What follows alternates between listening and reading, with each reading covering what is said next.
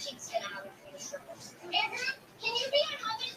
Yeah. Okay, Darla, you're gonna help with topic. Thank you. Okay. I know Oven's might not have been your favorite, but sorry.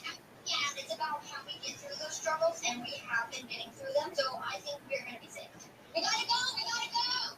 We need to get a lot of pizzas, guys. Oh, no, we don't need enough! Oh, no, it's really good! Guys, it's been half hour. 10 minutes left! 10 minutes left! Grayson, 2 more bucks, you got it. Are you sure? I got it. Jerry, this team, there's a lot of chaos going on. People are yelling at each other, and I think we're falling behind. The big thing I'm watching for is making sure they remember to get that cornmeal onto the pizza wheel. It is such an easy thing to forget, and it's going to make it impossible to get a loaded pizza off into the oven. Yep. You got the cornmeal on your right. You got the whole cornmeal right here. It's not going to work. Right. What are you doing? I'm throwing pizzas away because the pizzas won't come off. Oh my God. We have no time to waste, so I'm not fighting for pizza. You're not even watching the pizza. Guys, we need all these ovens now! Jeez, it's not gonna work. Right, what are you doing? Hey guys, there's nothing in the ovens. Freddie's throwing pizzas on the floor. I'm like, Freddie, step up, man. Put more cornmeal on the field. We might lose this challenge. You guys are coordinating things correctly. Communicate, guys! Guys, don't yell at each other. Hey, go ahead, team. Come on, we'll get together. Let's go. Grayson! Over here. I think the front running team is the red team. They got the pizza sitting out. The white team, they're more underdog. But the green team, I know we are very confident, but we gotta hurry up. All right, guys, to go. Come on, we just not be so slow. Come on. The red team's doing really well. I think we have a good amount of pizzas, and if we stay on this pitch, we're gonna be on that balcony. It's in. Ready! I'm in goal. Come on in! Oh, wait! Oh, no one fell!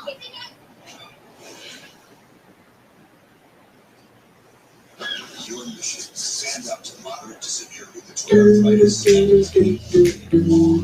arthritis. Once daily pill can dramatically improve symptoms. EnVogue helps tame pain, stiffness, swelling, and pressure. EnVogue can even significantly reduce RAT. That's EnVogue relief. With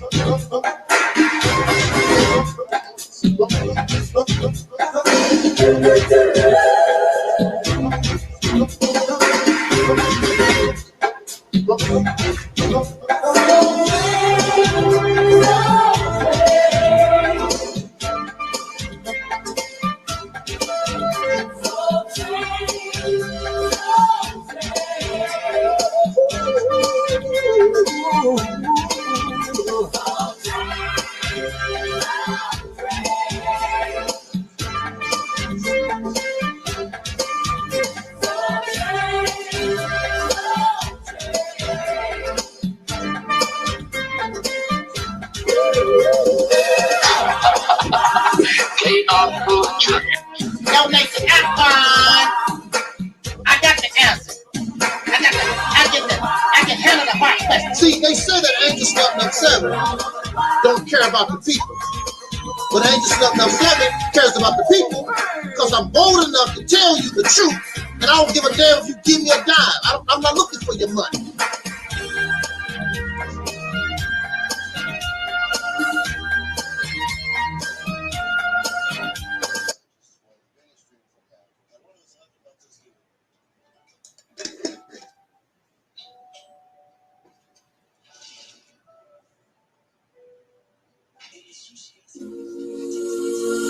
Hi, this is EnVogue. I'm Terry Ellis. I'm Cindy. And I'm Rona. And in honor of Women's History Month, we will share our Fly Files, 10 hip-hop and R&B songs from the 90s and 2000s that are personal favorites of ours and all performed by women. Tuesday, 12 p.m. Eastern, 9 a.m. Pacific on Sirius XM Fly. It's Women's History Month, and I choose to highlight Mother Teresa. Starting at the age of 18, she chose to live the rest of her life serving the dying and the destitute. She was the hands and feet of Christ, and she made a huge difference in the lives of so many people. And I think the world would be a better place if all of us just took a tiny bit of that and did the same things right here where we live. Hey, everybody, it's Women's History Month, and I am highlighting women astronauts. I can remember in about 2013, we were performing in Seattle, Washington, and we had some days off, and so we decided to go and visit this place called Blue Origin, which is an aerospace company.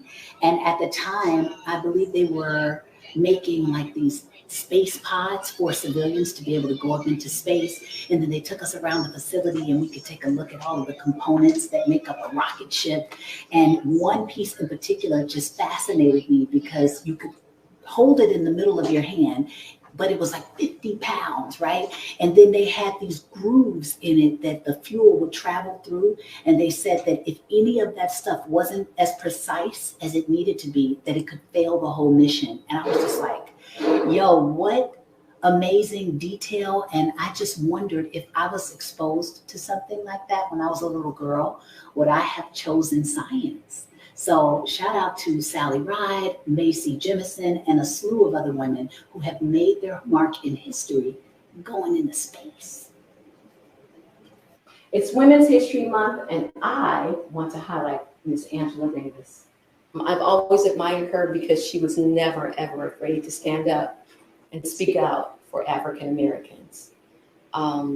Miss Davis was a major activist in the 60s and 70s. She was profoundly affected by her childhood, which was segregated in Birmingham, Alabama. She joined the Communist Party and became an affiliate of the Black Panther Party as well. She was also known to have been arrested, tried, and acquitted for her role in the Black Panther Party courtroom shootout. She went on to have a profound and distinguished academic career at colleges such as Pomona College, Rutgers, and Vassar. And she has remained politically active and so passionate for African Americans to this day. Prejudice. Wrote a song about it, like to hear it? Here it goes. Free your mind.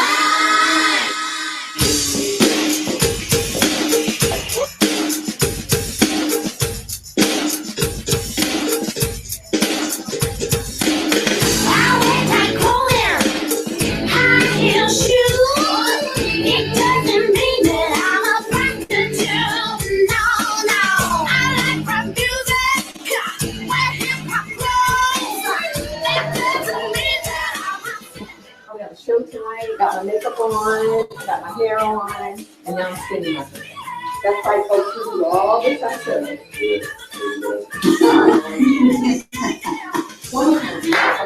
Y'all ready? Yeah. It doesn't mean I don't like my soul, my brothers.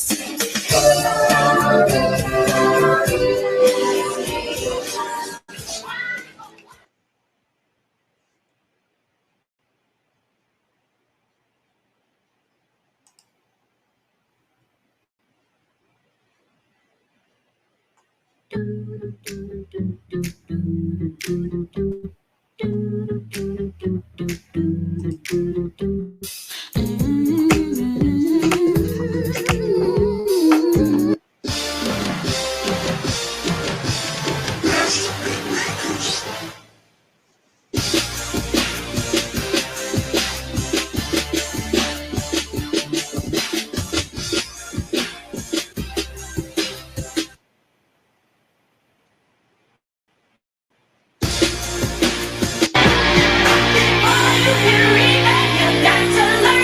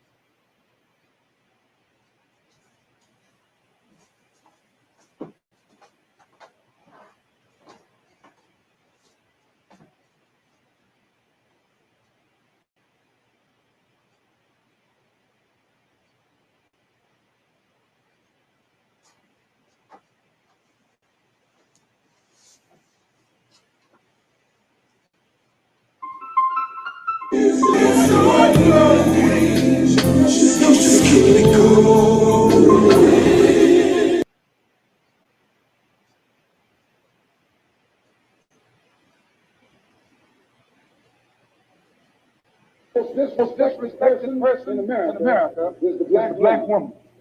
The most unprotected person in America is the black woman.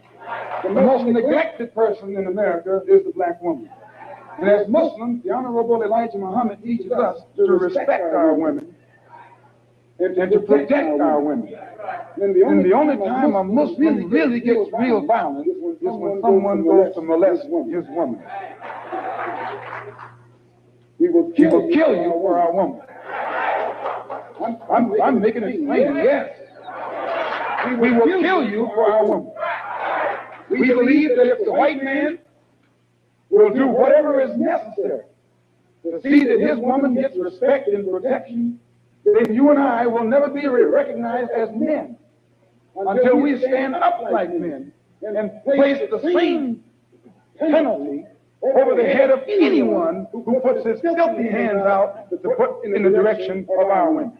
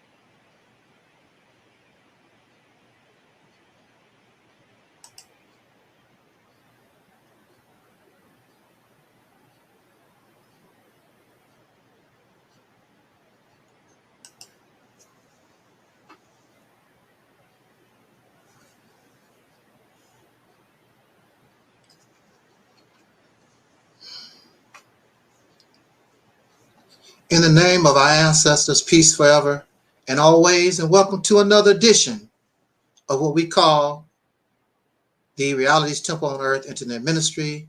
I am the gatekeeper or the host of this program, known here on social media. Wherever you may find me, I am known as the Mate. Angel Snub 7. I am your soul brother. Number one. Welcome. I am so fatigued. I am so tired. When I decided to do this topic,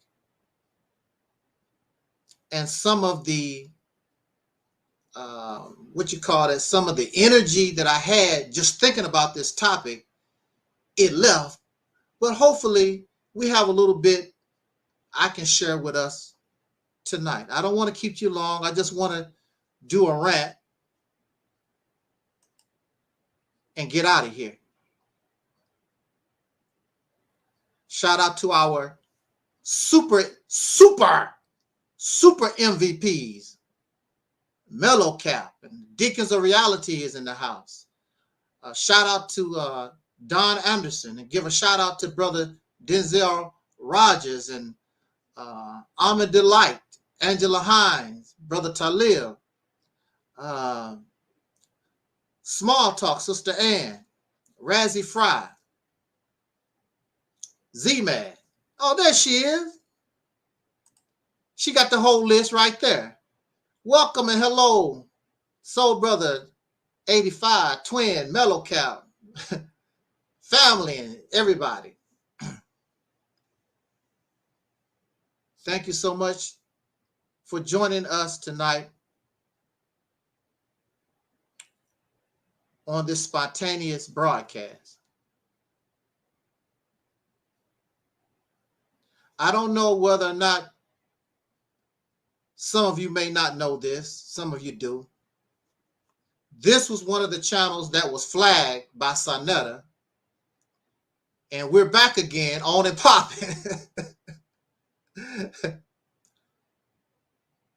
So even when we lose, we win. It doesn't make any difference. And this channel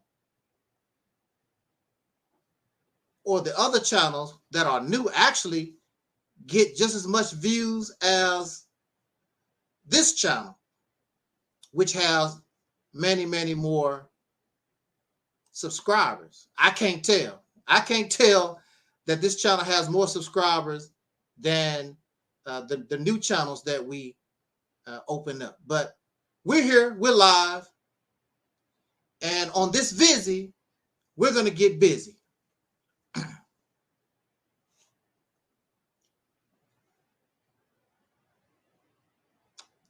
This month, March, is Women's History Month. This month is International Women's History Month. You probably don't know because on CNN, well, I'm going to tell you, just to be fair, oh, there go our friend Mims. How you doing, Mims? My brother from another mother. Mims is in the house. Glad you could join us here, Mims. Anybody that would like to come and join me on this topic, just let me know. I can put the link in the chat room, and you can come here and say what you have to say. It's cool. March is Women's History Month. March is International Women's History Month. Of course, we have the war going on in Ukraine and Russia. That takes a lot of the news. But even if you didn't have a war going on between whoever, Women's History Month is no big deal. It don't seem like it's a big deal. A lot of women don't know this is Women's History Month. Last month, Black History Month. March is Women's History Month. Now, what is so sad is that many soul brothers, many black men will recognize and happy to post all kinds of stuff about Black History Month. But now it's Women's History Month. Regardless to your race, you're a woman, it's your month. This is your month. Women's History Month. Women's History, International History Month. Mim said he didn't even know. I've known for a few years. No big deal. I don't see women celebrating or talking about a lot about Women's History Month. And I really don't expect men to celebrate Women's History Month because they don't give a damn. Men control the media. So you shouldn't expect men to make a big deal out of Women's History Month, just like white men, Caucasian men, don't make a big deal out of Black History Month. They'll put They'll put a few things up. The autobiography of Miss Jane Pittman, play some Martin Luther King speeches or whatever. They control, white men control the media. They don't give a rat's ass about Black History Month. Just put enough so you can shut the hell up. Don't bother me. I gave you some Martin Luther King. I might even play some Malcolm X. Keep some eyes on the prize or whatever. And go about my business. I don't care about no Black History Month. So you would think because the white men who control our major media, you would think that Black men wouldn't want to have that type of attitude, because now it's Women's History Month and Black men really don't give a damn. I'm going to be fair. Because I don't watch a lot of YouTube. I don't watch a lot of the television. But I can tell. And I know men don't give a damn about women like that. I've been on this earth for a long time. I've been around men, Caucasian men, Black men, Mexicans, whatever man it is. Men don't give a damn about women like that. I don't care if she's your daughter or your wife or your auntie. Men don't give a damn. How do you know? How do you know? Actions speak louder than words. We know certain people don't give a damn and could care less about Black History Month because their actions show they don't care. We know that men don't care about Women's History or International Women's History Month because we should know. And a lot of these men, even if they know, they don't care. They don't care.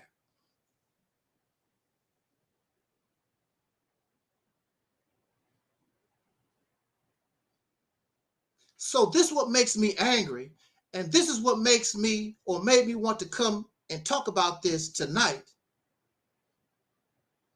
Didn't we just listen to Brother Malcolm?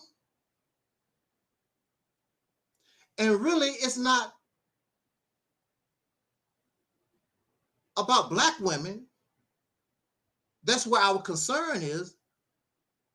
But women all over the earth in bad shape. In 2022, still in bad shape. In America, in 2022, a woman can do the same job a man can do and still get paid less. There's still a glass ceiling. And the glass ceiling is put there by men who don't believe in equality. And I'm very ashamed to be part of my gender, Black men, who have suffered going on 500 years of oppression and inequality.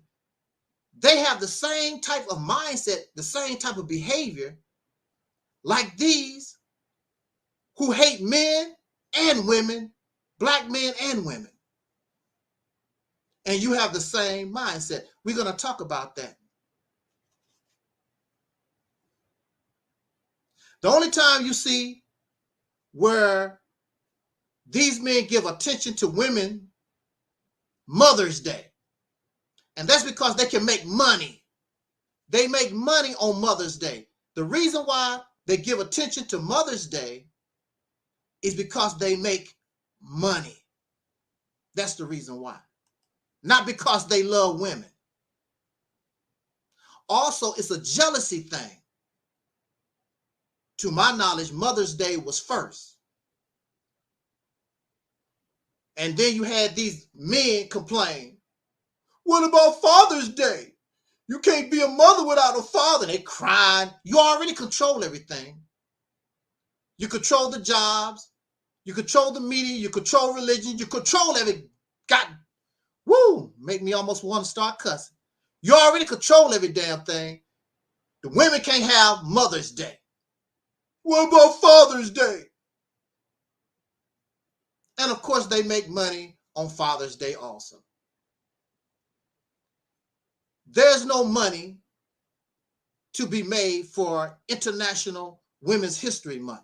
There's no money to be made for Women's History Month. So men aren't interested because, well, I'm going to get out of it.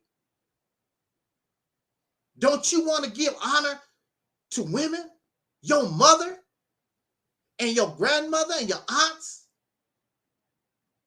and your daughters for 30 days, you piece of trash?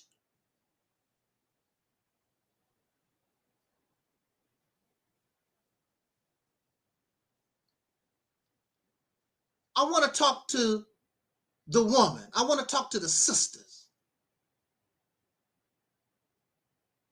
Just because a man take a picture with you and y'all children's and y'all chillins don't mean he like you.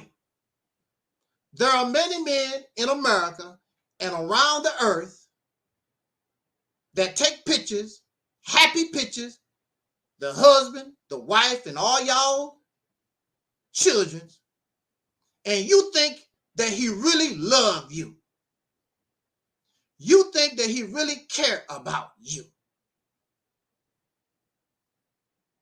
There are many men who are married to women for 2 years, 10 years, 20 years, 50 years, and he never really liked you. You're just something to use. You're just a tool. You satisfy his sexual needs, and you give him, hopefully you give him a son. Hopefully you give him all the boys you can. Because in America and around the earth, it's all about the penis. It's all about the men. You are second fiddle. You're not really worthy of too much. Absolutely.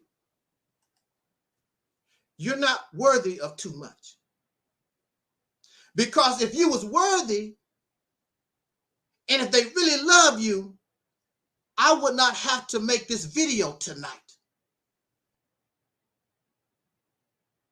Why wouldn't a man? Didn't we just listen to Brother Malcolm? If we had the attitude of Brother Malcolm, then there should be all types of celebration for the woman in America and around the earth.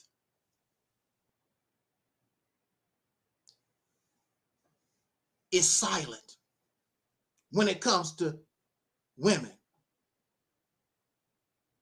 And the sad thing is that women, the female, you tolerate this and you accept this behavior.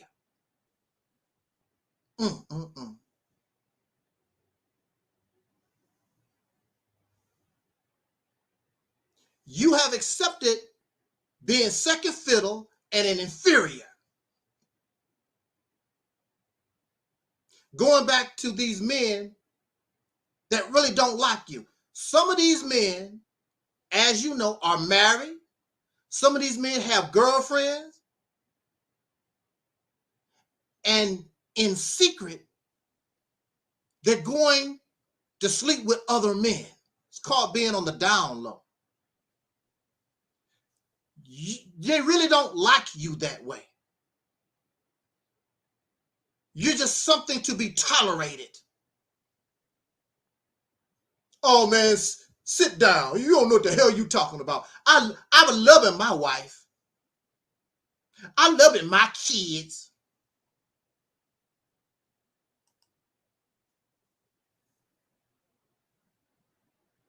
Actions speak louder than words.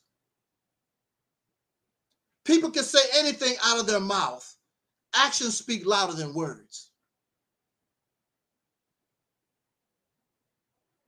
International Women's History Month, all over the world. Do you know, in some countries, like Afghanistan, women get no education at all, or they are only allowed to go to maybe like the 10th grade or something like that, 8th grade or something like that. It is against the law for women to get a college education or be on the same level as a man. In some of those Arabian countries, Islamic countries, I believe women are just now being allowed to drive a car. You can't drive a car in Dubai, Kuwait, whatever those places are. In Africa, see, these people always talk about what they think is positive and what is beautiful. In Africa, in some of those places, women are forced to be circumcised. In Africa, the #1 victim of sex trafficking around the world is women.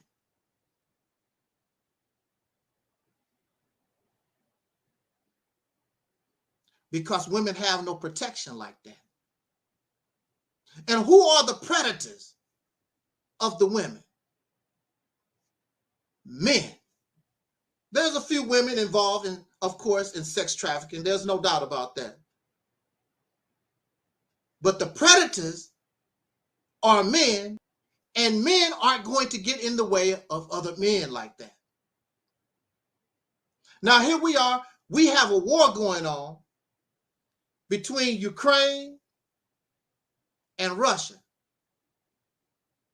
It's not about the mistreatment of women. Have you ever heard of any war where a nation would go to war with another nation in order to rescue women and girls? They go to war for other reasons. Oil, rubber, control. Well, of course, they want to control the women, but they never go to war to free women from oppression. I haven't heard of a war to free women over oppression. Nobody willing to drop a nuclear bomb over women being oppressed.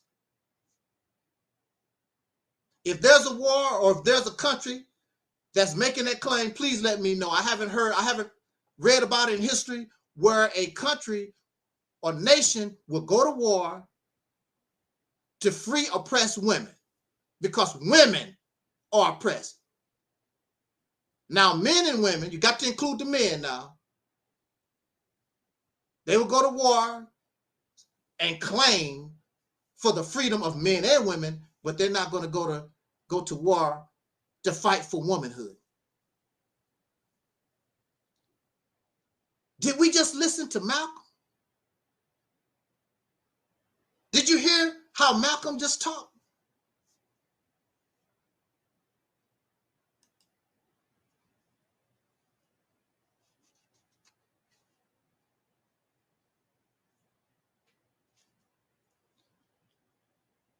We were all raised by women.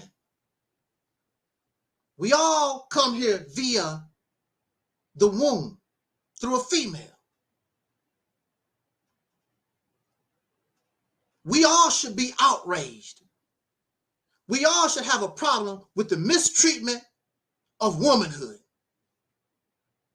in America and around the earth. We should be outraged. But even the women themselves aren't outraged. In this country, look how long the women had to fight to try to get some crumbs, to try to get some equality in this country. And so, look, just like the civil rights movement, you give the woman some crumbs, let some of them be CEOs and let them get a little college education. Give them a little something so they can shut the hell up. And you don't even see women rising no more. Just like black people. You have black movie stars that make millions of dollars and entertainers, and you give the black people and you give the women some crumbs and they shut the hell up. And the ones who got the crumbs will tell you, if you just work hard, get your education and you work hard, you could be just like me. Shut up, Angel Snub 7. If you work hard, you could be like Will Smith and get you a wife like Jada Pinkett. You could be like Jay-Z. What's the percentage of somebody being like Jay-Z? How many Jay-Z's do we have? How many Oprah Winfrey's and Gayle Kings and Bob Johnsons and Bill Cosby's? And what's the percentage? That's a very small, you're talking about and looking at millions of people. Everybody can't be Jay-Z and Beyonce. But they feed us this, and we accept this nonsense, and they try to make you feel like you're a fool, and you're silly and you're dumb, complaining because they give you these examples of people, the chances of them becoming who they are was very, very high.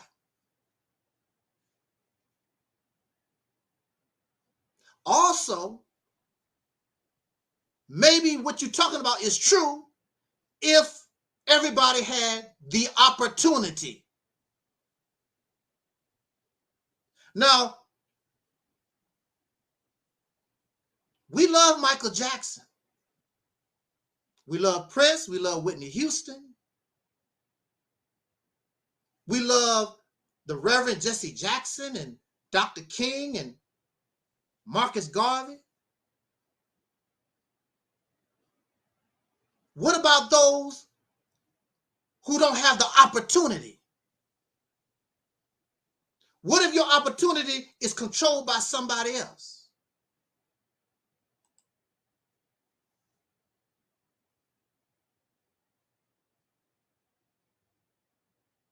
There might have been somebody that was born that could have been better than Michael Jackson. We don't know. They never had the opportunity. You can have all the talent that you want. You can be as smart as you want.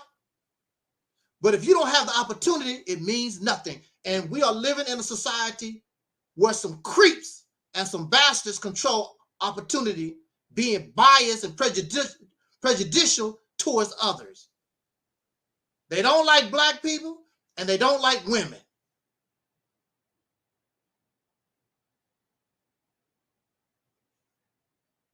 So don't bring that hogwash to me.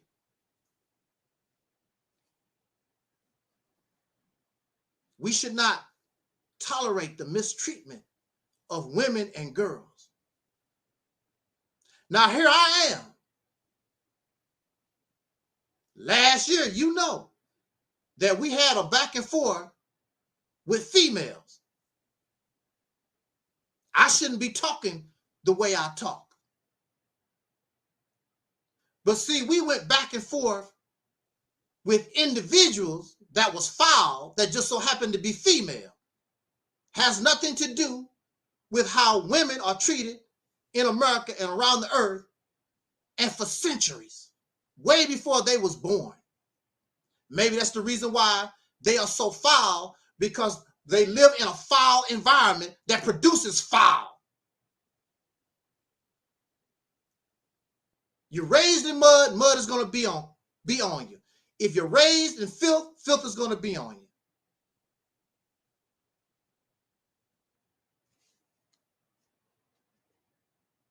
sometimes it's not our fault when we don't know any better.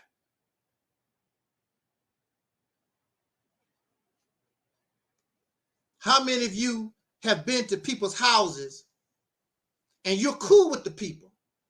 You've been to their house and that funk hit you. Woo! Oh my goodness, they don't keep clean. But to them, that's how they live, and they think they're all right. Perfect example is this guy, Anthony Myron Ross, the guy, this murderer, this killer that caused me my legal problem. He lived foul. House was smelly, nasty, stinking. It was terrible. And I wonder, how can you live like this? Well, I met his mother. And I went to his mother's house, the family house. They live the same way. Not only are they not cleaning up behind themselves the way you should, but they got animals in the house. Now, some of y'all, I know you know this. Now, some of you don't clean your house that well anyway. And you got a dog, and you got cats running around, fur everywhere, dog pissing in corners. The house stink. And then I went to his wife's parents' house. Same situation. They don't think nothing is wrong. Now I know why him and his wife can live the way they do. Well, first of all, a lot of people are lazy. They don't like cleaning up. They don't want to mop the floor. They don't want to dust. They don't want to clean like you're supposed to. A lot of people are just lazy. And maybe that's the problem. Because his wife's parents was nasty. His parents is nasty. Both of them coming together. So what do you expect from the children when that's the environment that's acceptable in their house? Filth.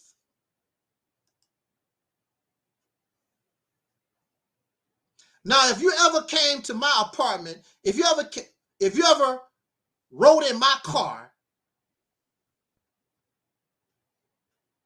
and things are not right, don't blame my mother. My mother did not play that. My mother washed our clothes. She washed our ass.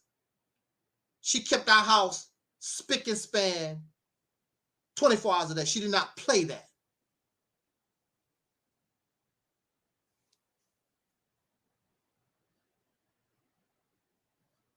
Peace to my mother. My mother didn't play that.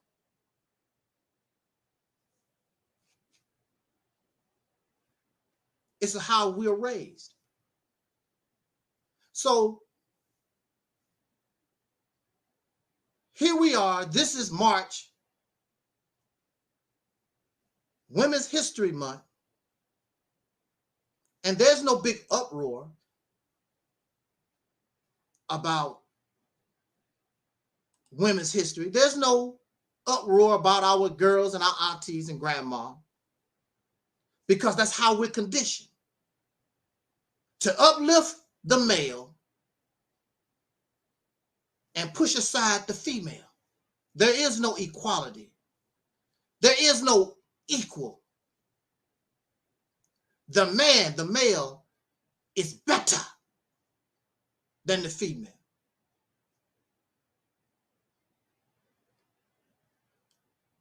One of the reasons why I am the way I am,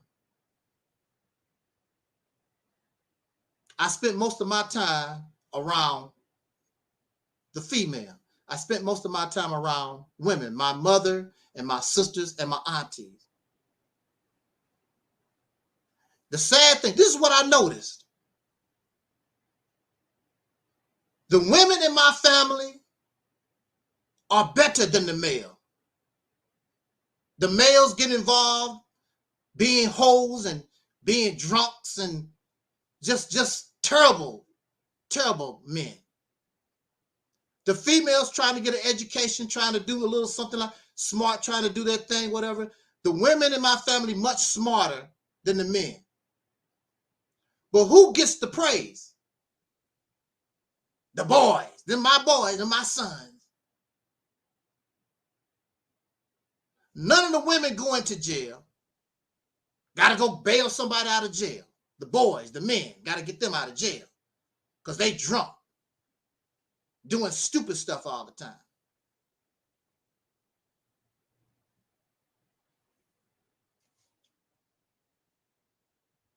There was a lot of mockery last year towards me because people don't understand why Angel Snup Nup 7, why you not acting like a hoe like these guys? Why you don't have 5, 6 children? Why you don't want me to be a whore? That's your problem.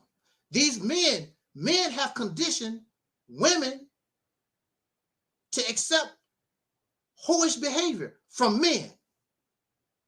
Now, if a woman act hoish, it's a different ball game. Double standards.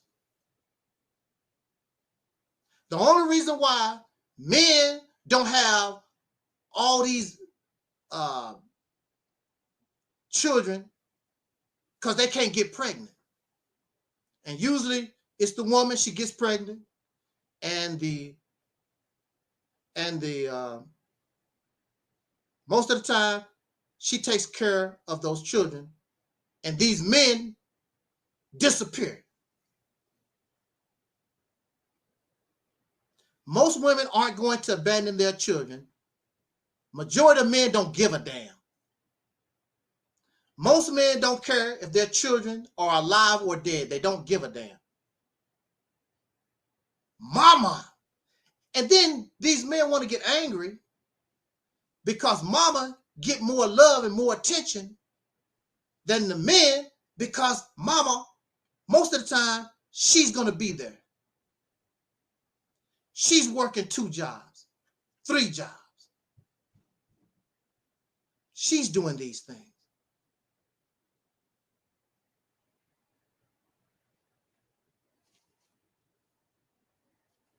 Mama gets no credit, gets no praise. For 30 days, I don't give a damn.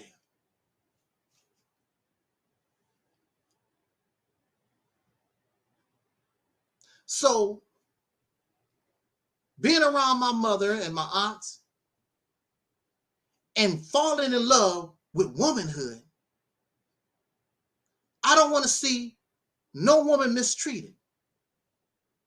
If I don't want my mother mistreated or my sisters or my aunt, why would I go out in the world and treat somebody else mother and daughter?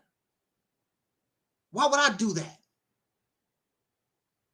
But these men have no problem. Ain't my mama, ain't my daughter. No man should be proud to see a woman on a pole degrading herself. That's somebody's mother. That's somebody's sister, daughter. You take out your money. Go ahead, baby. Shake it, baby. Shake it. You don't care nothing about women. First of all, because they don't care nothing about women, period. Not really. They don't care nothing about women at all. They don't give a damn about their mother or their girls. They really don't care.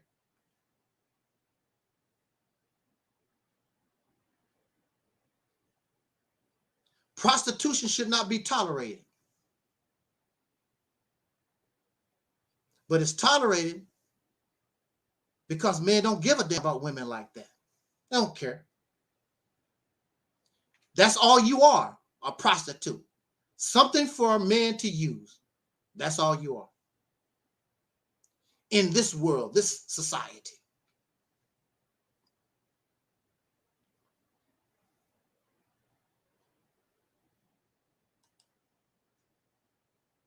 So,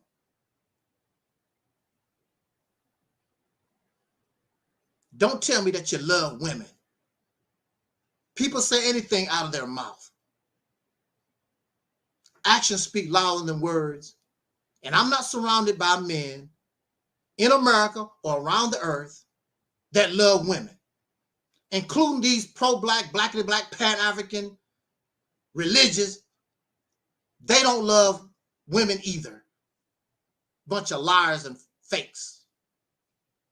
Actions speak louder than words.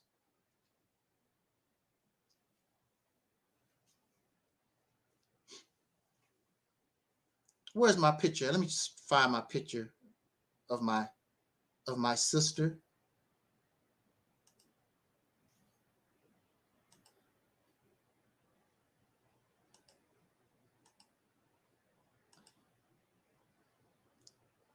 This was another reason why I wanted to talk about this also.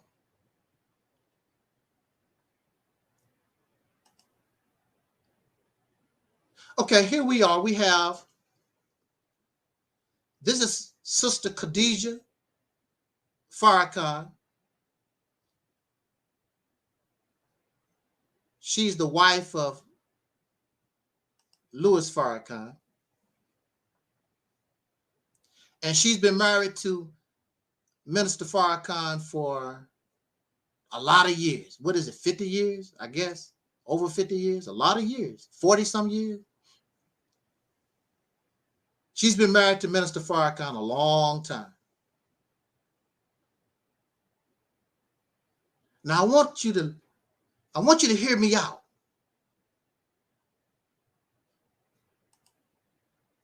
I want you to hear me out.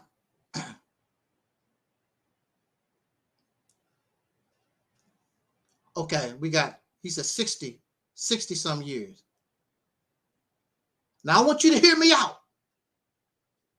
I know a lot of y'all love Minister Farrakhan. You love your religion. But I want to bring something to you. I want you women to listen because you need to stop tolerating being mistreated.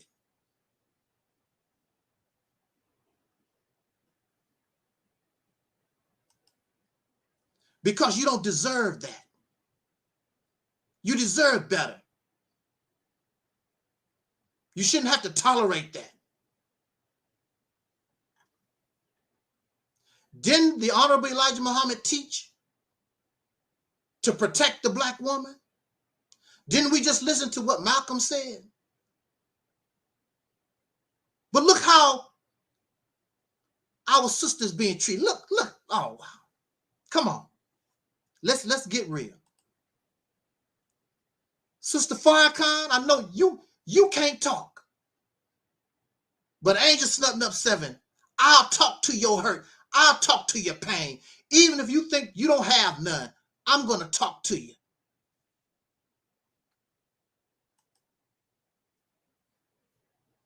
We deserve better.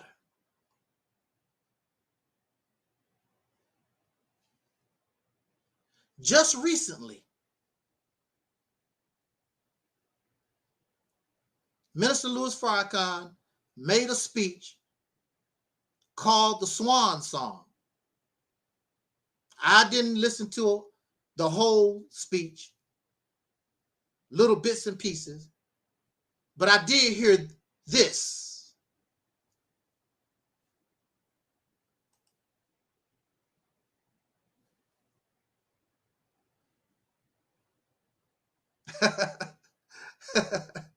Okay.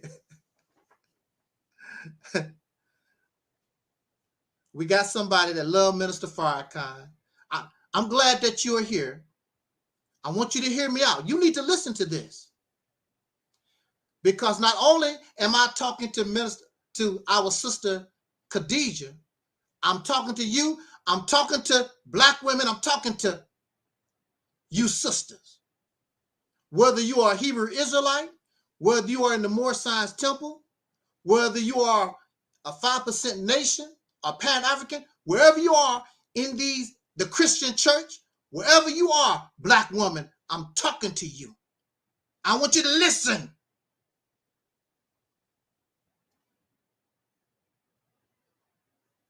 Are you ready? She said, yes, please talk to me. Here we go. It's not going to take long. I want you to listen.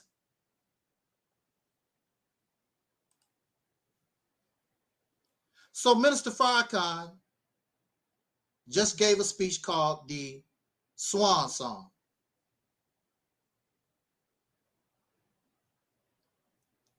And basically, this was another opportunity he took to keep throwing Brother Malcolm. Where Malcolm at? Right here. Here you go, Brother Malcolm. This was another opportunity for him to keep throwing Brother Malcolm under the bus. Well, you see, Malcolm made all these mistakes and Malcolm screwed up. I made a few mistakes, understand, but I'm better, I'm greater. Malcolm died so I can live. No, sir. Malcolm died because he got shot. It wasn't because so you could live, sir. Malcolm got shot. That's why he died. And it all started because of the black woman, the mistreatment of the sisters. You're supposed to protect the black woman. You're supposed to die for the black woman. And that's what he did, Brother Malcolm done. We don't care who is the one that's mistreating her. Nobody gets a pass. Whether it's Elijah Muhammad himself or Farrakhan, nobody gets a pass when they mess with the sisters. Nobody. Nobody gets a pass. But Farrakhan gets a pass. Elijah Muhammad gets a pass.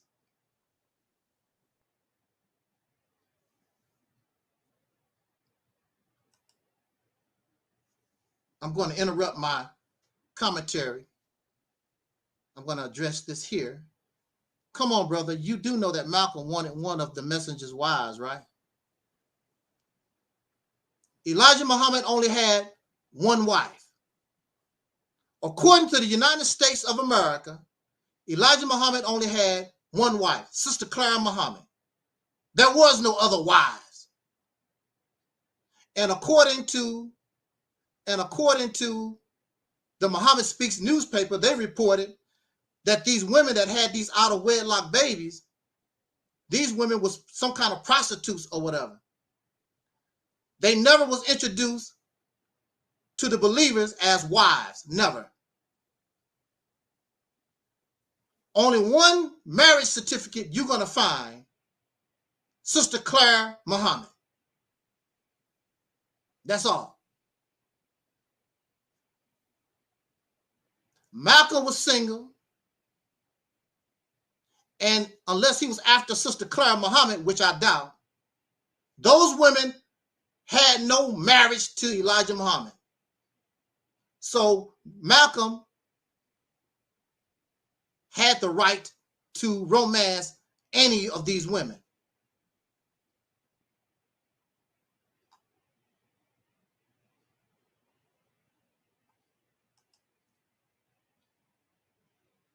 Well, they're upset. I'm going to go ahead and continue what we need to say. Like I told you, even these women do not want to accept the reality of things. But I'm going to show us in a quick example. You can't debunk and you can't refute. Now look. So Farrakhan, the swan song, another opportunity for him to throw Malcolm X under the bus. Also, he talks about his backsliding days. You know how in church, you're all holy and righteous, and then you slip. They call that backsliding. You know, you go back to drinking, go back to whoring around. Some of them probably never even left. People in the church always talk about, yeah, man, that was my backsliding day. No, that's what you wanted to do. That's what you wanted to do. Had nothing to do with backsliding. That's what you always wanted to do. The devil made me do it. No, the devil didn't make you do a damn thing. That's what you wanted to do. Nobody put a gun to your head, want you to sleep with your brother's wife. Nobody told you to rob the candy store down the street. Nobody told you to smoke marijuana. Nobody made you do nothing. That's what you wanted to do. People, these folks need to stop lying. That's what you wanted to do. Because if it's something that you don't want to do, like support Operation Exodus Mississippi campaign, for example. Hey, look. Talk about the devil made me do it. Hey, devil, why don't you make them support Operation Exodus Mississippi campaign? Talk about the devil made me do it. No, that's what you want to do. Ain't nobody made you do nothing. I'm a backslider. No, because you really don't believe in Jesus. You really don't believe in Allah. You really don't believe in that stuff anyway. And deep down inside, you know all of it is fake. That's why you backslide. Because if you thought it was real and you thought the punishment would be real, you wouldn't backslide. You'd be too scared to damn backslide. You'd be too scared to backslide. So Farrakhan, in the Swan Song, he was talking about his wives. I think he has 2 other wives. And he was laughing and giggling. I couldn't handle it. I don't know how these brothers handle it. Don't get another wife unless you can handle it. Now, to my knowledge, this is gossip. I don't know. Now, I heard that Farrakhan has 22 children. And more than just these 2 women that he did not say that, to my knowledge, he didn't tell their names. He didn't say who these women were. He has 22 children. 9 of them, I believe, is with Sister Khadijah. Some of these children are biracial. Like half Mexicans or something like that. And Farrakhan is telling some of his dirt.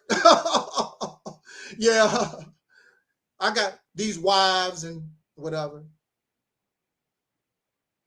And the people clapping. That's so nice. Farrakhan, you cheated on Sister Khadijah. That's nice. Women.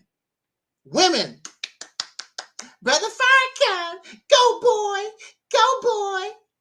It's your birthday, go boy. Women clapping for this. The exploitation of other females. It remind me when our ancestors was in slavery and the slave master used to get one of us to beat us. Hey, here you go, Thomas. Now, you take the whip and give Kuta Kente a few lashes. Yes, sir. You know you need to. Whoosh. You know you. What's your name, boy? Your name is Toby. It ain't Kuta Kente. Swish. We have women that's applauding the exploitation and the mistreatment and the deception of other women. Woo, that's sick. That's sick.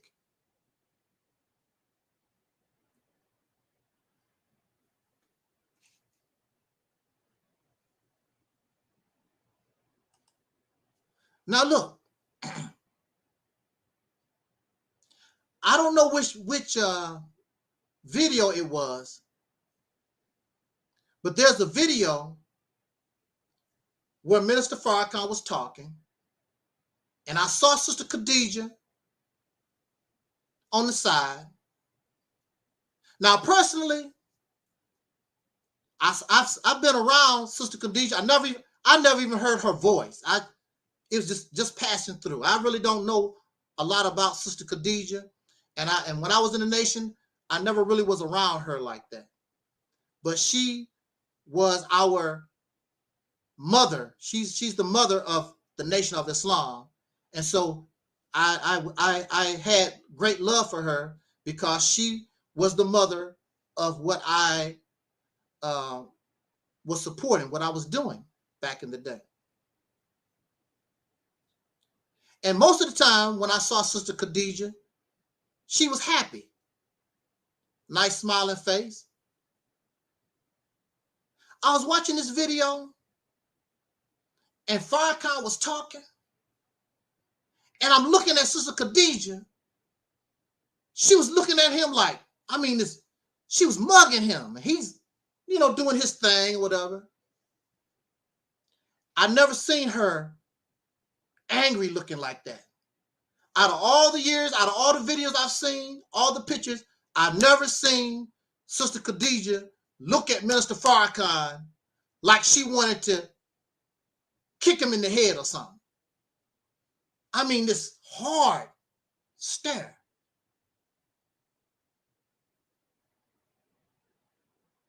And now I know why. We know why.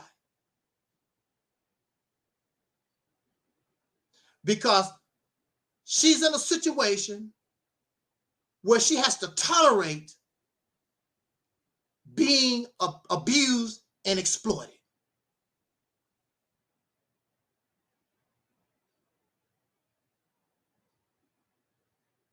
And who knows when she found out about these other wives, and Farrakhan has had more than just wives. He's had a lot of affairs, girlfriends. Oh, that was me in my backsliding days. Now, out of Louis Farrakhan's own mouth, he tells us how screwed up after. Now, this is after he joined the Nation of Islam. When the nation fell, he told us how he went back into, he grew a beard. He said he went back to smoking cigars and marijuana and chasing. He told us this. But he's the expert of the teachers of Elijah Muhammad. Elijah Muhammad is going to choose him. Allah is going to choose him to guide the Nation of Islam, a backslider, a drunk, a drug user, after the Nation of Islam. Now he's an expert. He's the chosen of God. I question a God like that. You're going to choose somebody, not somebody who remained loyal to the teachers of Elijah Muhammad, who didn't backslide. You're going to choose somebody that's a backslider, a womanizer, a cheater, a liar, grandiose. You're going to choose somebody that's all screwed up. You're going to choose them to lead the nation, to be your representative on earth, vicegerent, I think that's what they call it, rather than somebody who kept the commandments, who did not backslide, that kept the teachings and tried to be as clean and pure as possible. You're going to choose a devil to run the nation. Talk to me. Do it make sense?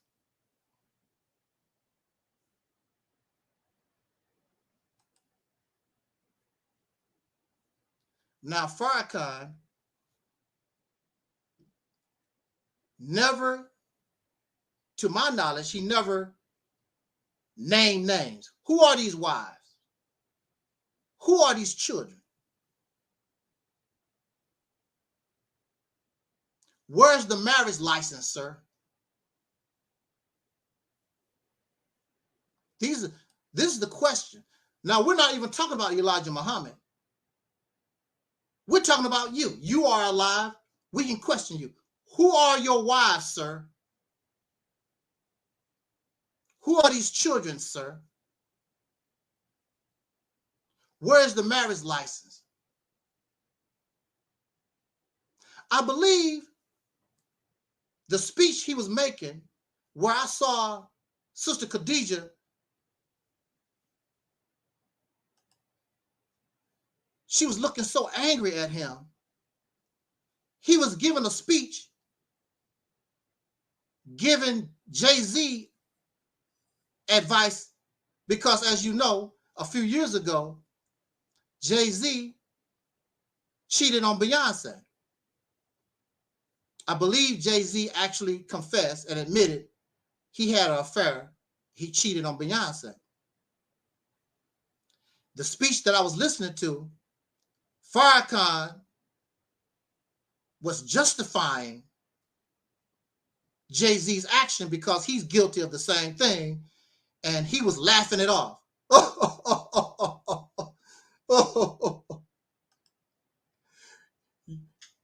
These sisters know they go through some stuff with us, don't they, brothers?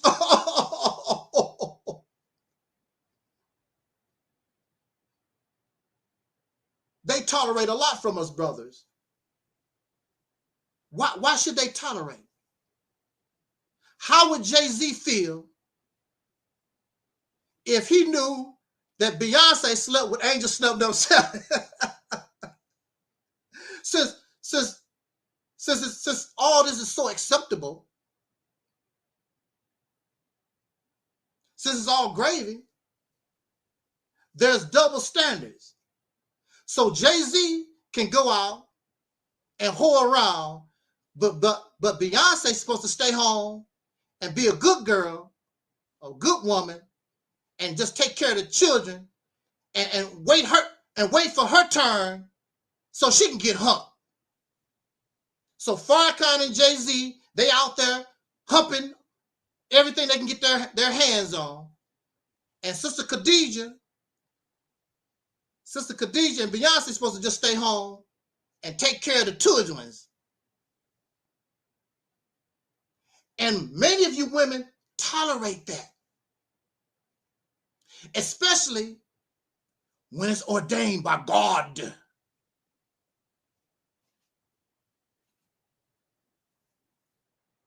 Because God told me to. Now, there are serial killers who go around killing people, and then they tell you, well, God told me to kill them people.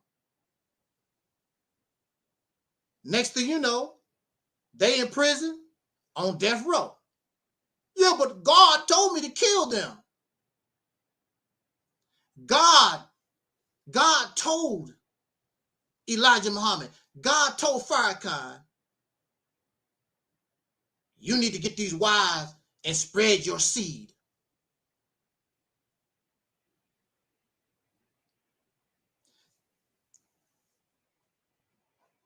Now, Farrakhan is talking about his wives.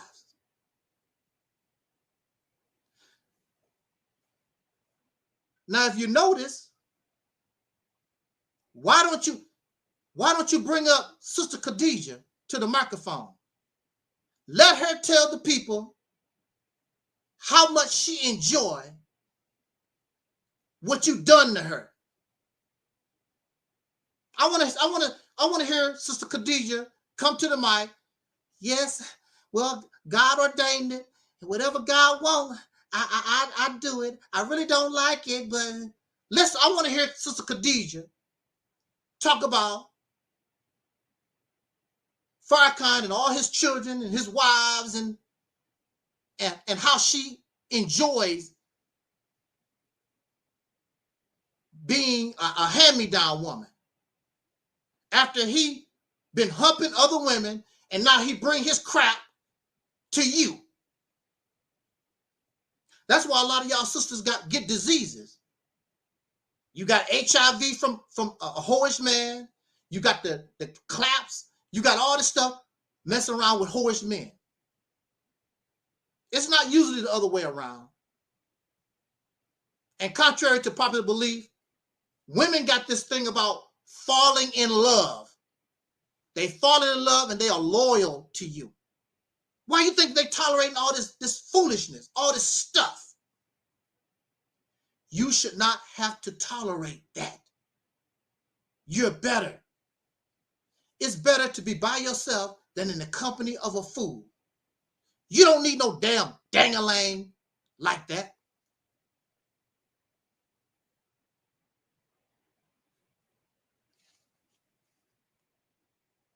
You don't want to be lonely. You're lonely anyway. Farrakhan out there screwing whoever. Jay-Z out there screwing whoever.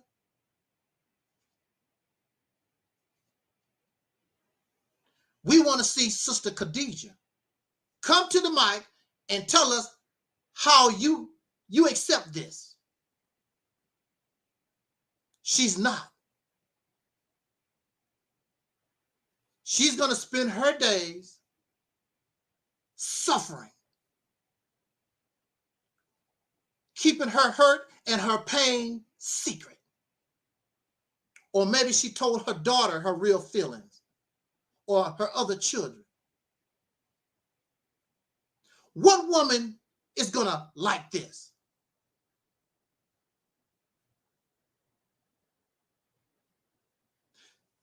She did not sign up for polygamy. When Sister Khadijah married Louis Farrakhan 60 years ago, she did not sign up for polygamy. That was not part of the contract. When Sister Claire Muhammad, Elijah Muhammad's wife, married him, she did not sign up for polygamy. Now, if that's what you did, that's different. These women did not sign up for that. It's wrong for you. I don't give a damn who you think you are, messenger of God, or you think that you're special. It's wrong for you to cheat on your wife because that's what you've done. You should divorce her and marry a woman that wants to be a polygamist. That's the right thing to do. Sister Claire Muhammad got caught up in bull doo-doo, and Sister Khadijah got caught up in bull doo-doo. To my knowledge, Sister Khadijah was Farrakhan's first and only wife. And as far as the law is concerned, she's the only wife.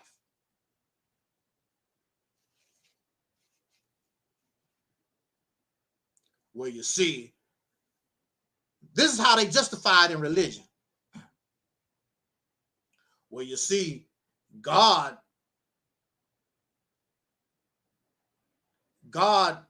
gives the prophet, you can have up to 10 wives. The prophet, the man of God, can have, all these wives or whatever.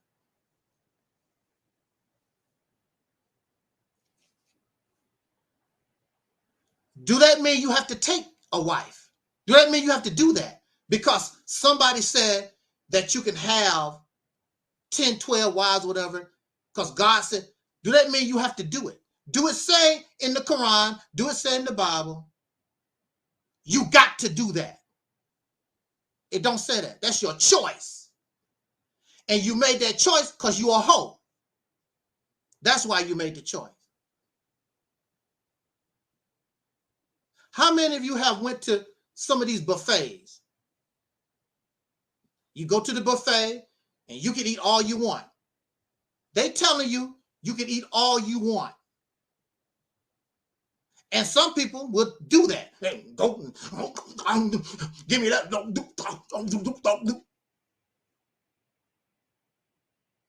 But you don't have to do that. You can go to a buffet and you see certain items getting low. Just take enough to satisfy yourself for that moment and come back later and think about other people. We don't think about others. We're so damn selfish. It's all about me, what I want. Do Elijah Muhammad care about, okay, if I do this, how is it going to affect the woman I claim I love? If I do this, Farrakhan, how is this going to affect Sister Khadijah? What about Sister Khadijah's feelings?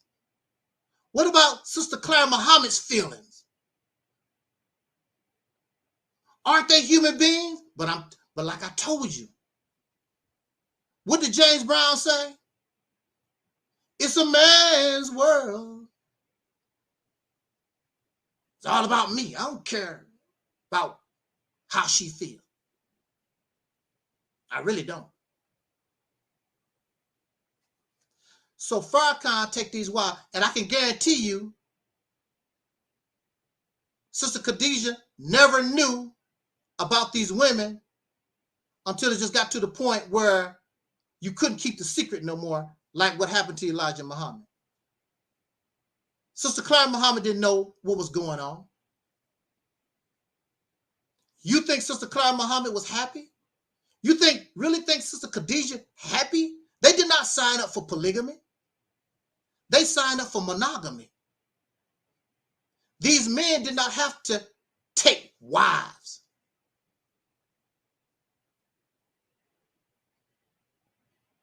How many of you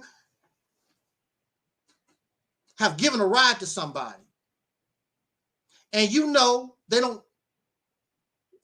really don't have a lot of money and you're doing pretty well, and they give you $20?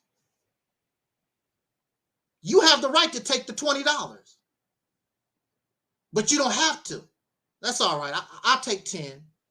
You can keep the other. That's what you do. That's the mentality we have when we think about others. But when you're selfish and greedy, give me that 20. Matter of fact, ain't you gonna give me a tip? This is the type of environment. This is the type of situation that we find ourselves in. This is what we find. You're not going to tell me that Sister Clara and Sister Khadijah, who did not sign up for polygamy, you're not going to tell me that they approve and they was good with this. You're not going to tell me that. No woman is going. A woman that signed up for monogamy is not going to be a happy camper knowing that she's been cheated with. Because God told me to do it. God ain't told you a damn thing. There's nowhere in the Quran or in the Bible where it says that the prophet have to do that. No, you a hoe. That's why you done it. Elijah Muhammad done what he done because that was around him. It was easy pickings and he went for it. Same thing with Farrakhan. Religious hoes, pimps and preachers.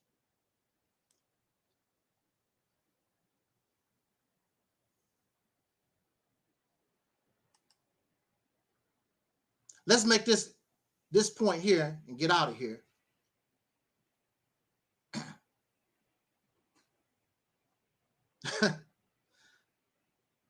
You can't debunk, you can't refute nothing that I said tonight. You just accept exploitation. And you don't give a damn about nobody except yourself. Elijah Muhammad was an older man. What was he? 50, 60 some years old? And those young secretaries was 18, 20 some years old, right?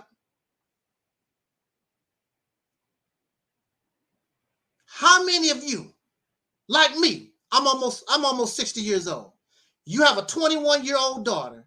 You gonna tell me, well, y'all don't like me anyway. That's one of the reasons why. That's one of the reasons why you have a problem. But a 60-year-old man trying to get with your 20-some-year-old daughter. She's grown. She's an adult. There's nothing that you can do about it. But you know, and I know, that you do not want your 21, 20-something, 18-year-old daughter messing around with an old 60-year-old grandfather. But that's acceptable behavior under religion.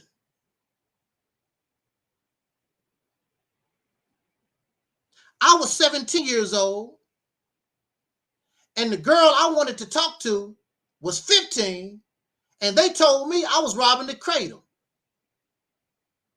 I'm 17, she's 15, and they kept telling me, oh, damn, man, you robbing the cradle. It's only a two-year age difference. So I'm having problems liking the girl. She's only 2 years younger than me, telling me I'm robbing the cradle. But you're going to tell me you don't have a problem with a 60-year-old man messing around with a 21-year-old. See how crazy and insane religion makes us. We don't even have common sense no more.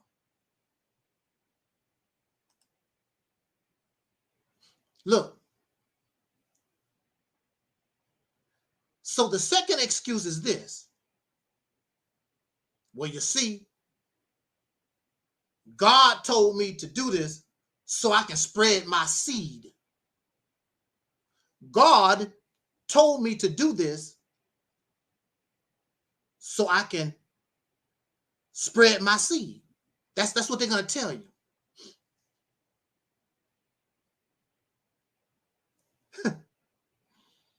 Woo! We go for the okie doke.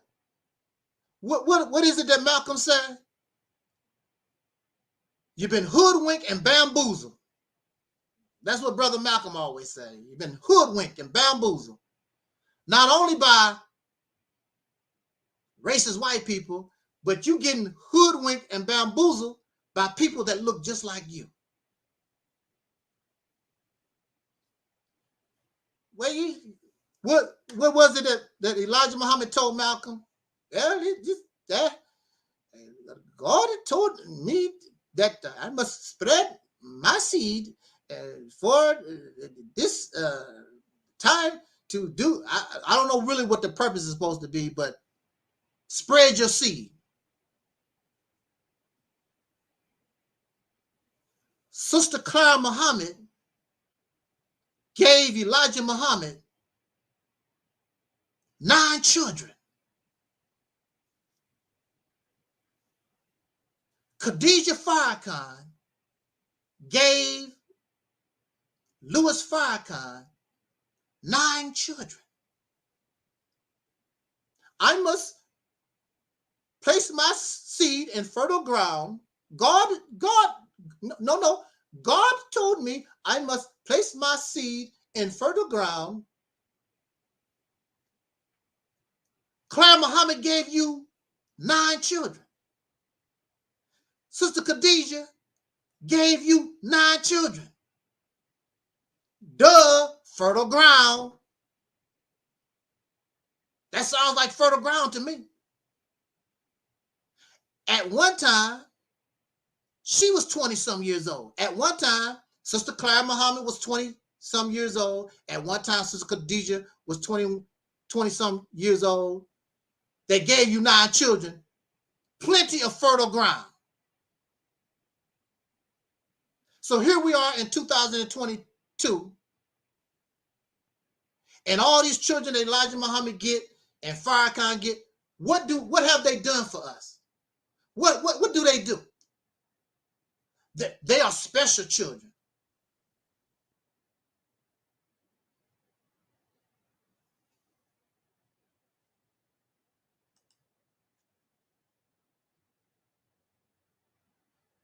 So you saying that the children that you have with Sister Clara Muhammad, the children that you have with Sister Khadijah, your first children, they're not good enough.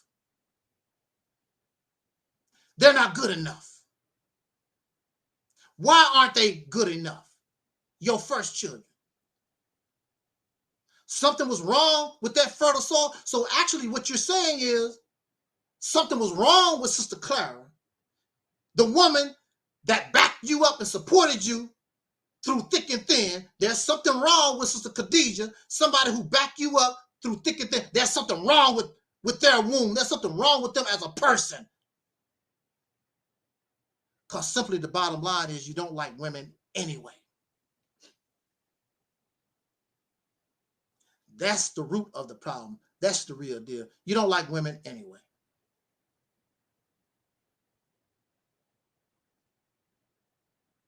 So I hurt. And this makes me angry. Because I don't want to see you women. I don't want to see the sisters. I don't want to see women like this. It's a hurtful thing. Women gave me the title Divine Masculine way back in 2008 or whatever.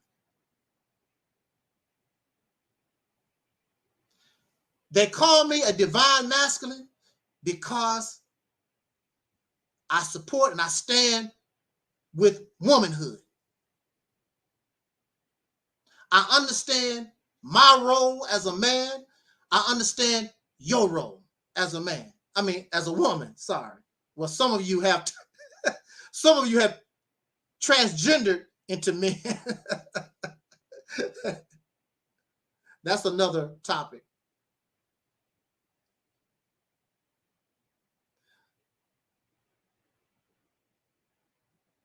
Because I love you. I love you with all my heart.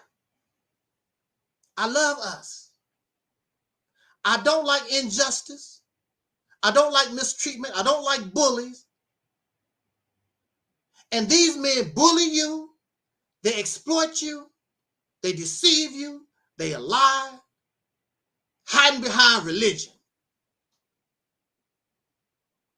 What does religion, what do these things do for you? What are you getting out of these relationships? Everything favors the man. And that's why he's happy. If religion did not favor him, he stopped believing in God. If the God did not favor him, these men would stop believing in God. But since the God, mind you, a fictional character that they made up, favors them, oh yes, God woke me up this morning and God did this and whatever. It's not right. And you're not going to tell me, you can talk to you blue in the face. It's not right for what Elijah Muhammad did to Sister Clara. It's not right for what Farrakhan done to that poor sister, Khadijah. Those sisters supported them through thick and thin, good wives and mothers. I have received no information, heard no gossip where these women was foul. The men was foul. And they justified their nasty, filthy actions, hiding behind their dirty religion, hiding behind the Quran. Because they hoes and they weak in the mind. Why would God choose weak-ass men to represent them? Represent him, rather. Why do God always choose weak-ass folks? I don't understand that. And we fall in love with these people. If the average brother or sister did that in the ranks, they would get ostracized. They would get thrown out of the Nation of Islam. But Farrakhan can do that. Who gave him permission? Where in the Quran? Farrakhan is not a prophet. Farrakhan is nothing but an FOI. He's just an average, regular guy. He's not the messenger of Allah. Why do he get a pass? because he made a hoe out of you and he's your pimp. That's the reason why. He feeds, he makes you feel good. He gives you a spiritual massage. And he gets a pass.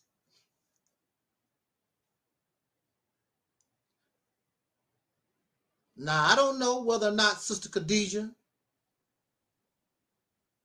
will agree with what I've said, because so many of you have been brainwashed. And Sister Khadijah, I know she don't like this, but she's an older woman, and she's in a situation like not only Sister Khadijah, it's a lot of you sisters out there.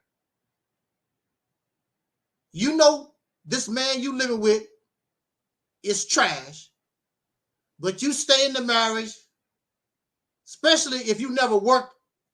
He's getting the money, and as long as you can, as long as he's paying the bills, whatever. Sister Khadijah's an older woman now. She's like, well, the hell, I done dealt with the crap this long. And but that don't mean she's living a happy life. They probably not even sleeping in the same bed. I heard that when Sister Clara Muhammad found out about what Elijah Muhammad was doing, she stopped sleeping with him. Why should she sleep with him? You getting what you getting your stuff from somebody else. What you need me in the bed for?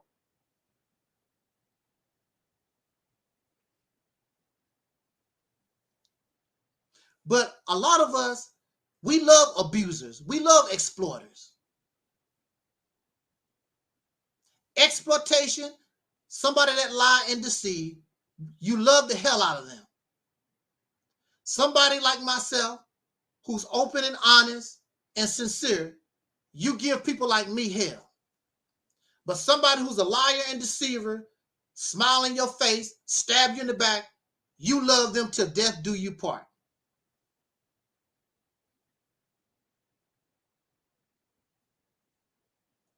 And it's really terrible. We allow ourselves to be exploited because of religion. There's no real happy women when religion is involved, because religion hates women. Religion hates womanhood. There's no real happy women in the Nation of Islam. You can come here and I can question you. I will show you that you're not really happy in the Nation of Islam. You're not happy in the Moorish Science Temple. You're not happy in the 5% Nation. You're not happy in the Kemetic community. You're not happy in Pan-Africanism. You women, it's impossible for you to be happy, because those things, all those things, these men do not love you. You're just something to use. What is the benefits you get out of these things? What favors you in all these things? Nothing favors you. There is no benefits except you feel good. That's all. They feed your emotion and you clap. Go ahead, brother, my holy apostle. Go ahead. And you clap. Same thing in the church. That's all you do. The women get up. They hope to satisfy you physically in the bedroom. And then they take you to the mosque, take you to the temple, and feed your emotion, and you just clap, singing and dancing. But when all the smoke and the mirrors clear, you receive no benefits. There's no benefit. I shed tears for Sister Khadijah, Sister Clara, and all you sisters out there in these abusive relationships, polygamous relationships. Behind the scenes, these men calling you hoes and beating you up and whatever. That's not the kind of world that Malcolm X wanted. In fact, it's not the teachings of Elijah Muhammad.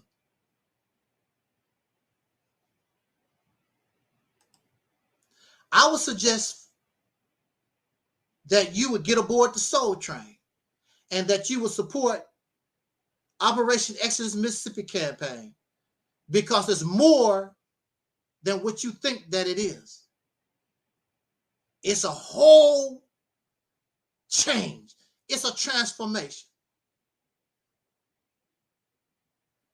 And you're going to be treated equal, and you're going to be really put on the pedestal where you belong. I have no problem following a woman. Y'all look damn good from behind. When I'm around women, it's like being like a child in a candy shop. I'm loving it. I want to hear you talk. I want to see you move. I want to see you groove. I want you to be the best woman that you can be. But you can never become the best woman you can be until you get a best man. And you are in a bad position because your man is creepy. Your man is a damn coward. Your man is incompetent. Your man is a damn hoe. Your damn man is a pimp. They even say that they are dogs. They even call themselves pimps. Why you want to be part of that? Accept reality, my friend, is much easier. You don't have to accept abuse. You don't have to accept mistreatment.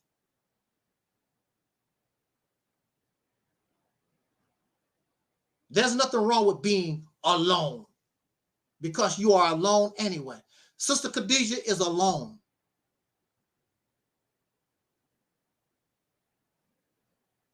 She's in a position where she really could sue and take half of his crap.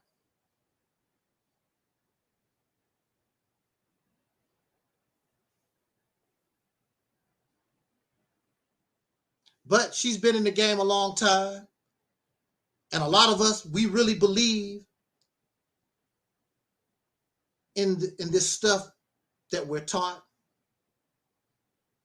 But for women, what are you really getting out of it?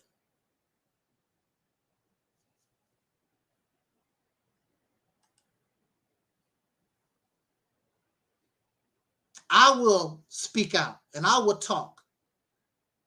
Because whether you will say it, because a lot of us live in denial, I will talk about your hurt and your pain. And there's nothing these suckers that can say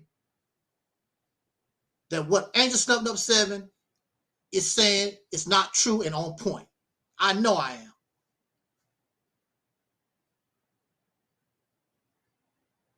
You need a real man. That's why we don't have nothing. That's why we're not going anywhere. Have no real men.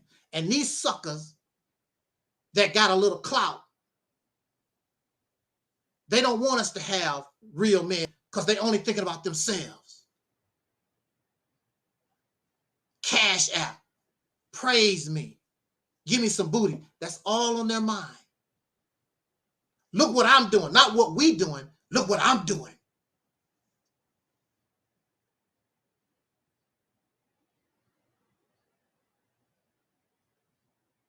It's all messed up. Brother Taalik, shout out to Brother Taalik. His question is, how do Khadijah's children she had by Lewis is feeling about all of this? Well, both of us know when you caught up in that religious stuff, this is just acceptable behavior. To my knowledge, ain't nobody really saying nothing. It's all acceptable behavior. And a lot of us, we just don't think about things. We need somebody, when you caught up in religion and Pan-Africanism and all these isms and stuff, somebody is doing our thinking for us. And they told us, and they used the Bible and the Quran to justify their dirty religion. But you're not going to get that off here. It's not going to happen here. It's not going to be tolerated.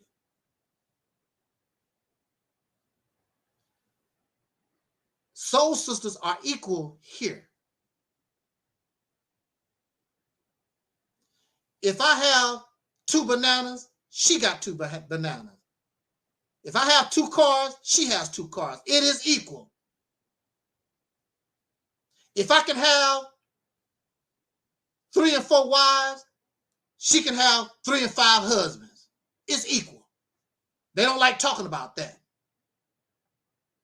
These men don't like talking about that. If you can have all these wives, Sister Khadijah should be able to have her husbands. What's good for the goose is good for the gander. Otherwise, you're a liar talking about Islam means freedom, justice, and equality.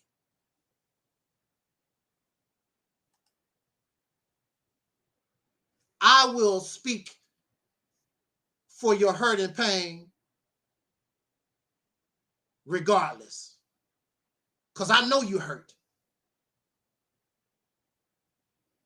Nobody in their right mind, you can't tell me that you don't hurt. That's a hurting thing. I'm not good enough. I'm not good enough. You got to go around and hoe around. God don't think my children is good enough. You got to go make babies with other people. That's what you're saying. That's what you're saying to Sister Clara. That's what you're saying to Sister Khadijah. My children ain't good enough. You got to make children somewhere else. I'm not good enough.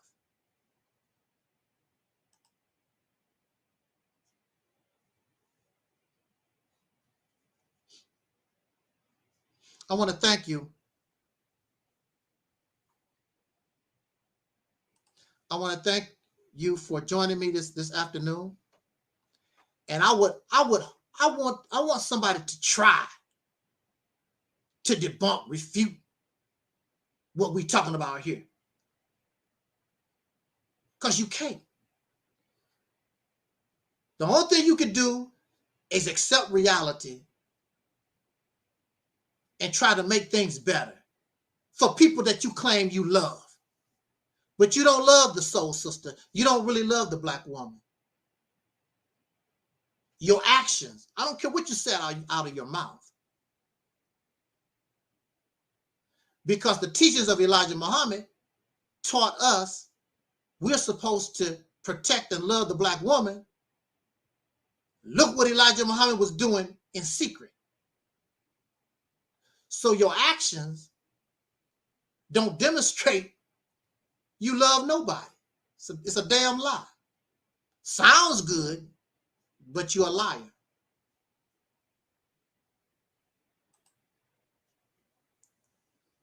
Absolutely, star 420. I'm not a savior. I'm not a messiah. I'm just your little brother that is sick of the bull doo-doo. Sick of it. We deserve better. And you got better. Support Operation Exodus Mississippi campaign. Promote as much as you can. Talk about it to your friends, your family, to people on other people on YouTube. We have to change. In fact, I already know what the theme of Soul Liberation Day 2023 is going to be. The transformation from nigger to a world power. That's the theme for Soul Liberation Day 2023. We must change. We must become new. This is the reason why we stay where we're at, because you don't deserve nothing new. You have not qualified for the new. So you stay right here with all these idiots, because this is where you belong. What was that song? Take me where I belong. This is where you belong. So why are you complaining? Thank you so much, Star 420. Thank you so much. I appreciate it. We're going to try to come back here, like they said, religion. If, you know, if God, you know, if we're blessed to be alive. Saturday, I want to come back here and we want to talk about the importance of the Black family. That's what we want to talk about. Exactly, small talk. And it's not too much better. It's not too much better in 2022. And when you look at how women are treated around the world, it's really, really terrible. It's a terrible thing. Because of corrupt men. And most of the time, they use religion to justify their dirt. Just like the Nation of Islam has done. And you sisters, you deserve better. And we as a people, we deserve better than what we're getting. All this feel-good crap. Pacification. You need substance. You need nutrition. And if you want substance, if you want nutrition, then you need to come here. The Reality's Tip on Earth, internet ministry, and you need to let people, and you need to learn about this vision and this plan that we call Operation Exodus Mississippi. And that's all we have to say tonight. I appreciate the company. I thank you so much. If there's any questions or if somebody want to come on the panel real quick and then say something, we can do that and get out of here. Talib says, I must say, Farrakhan is questionable. People like Tahaka Bay in religion that come off as a helper to soul folks is questionable also. Unfortunately, that's just how it goes.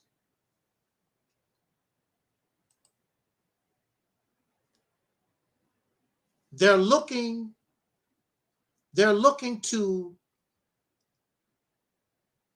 do something for themselves. Why can't you give a person a slice of bread? Why you have to make sure, well, you know, Jesus gave you this slice of bread. Nobody, Drew Ali gave you this slice of bread. Elijah Muhammad gave you this slice of bread. Why is that necessary? Because it's not really about helping nobody. It's about converting and trying to get more people on your slave plantation. It's about slavery. Hold on a second here. I think Taalik want to come in here and talk with us real quick.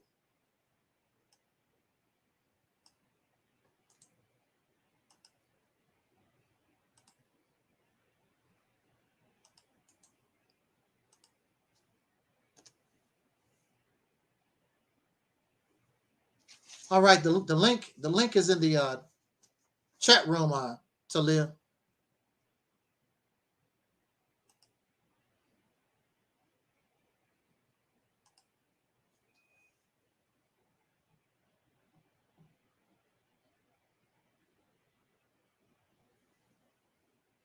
We're going to give Talib a few minutes. He wanted to talk to us real quick. Oh, there he is.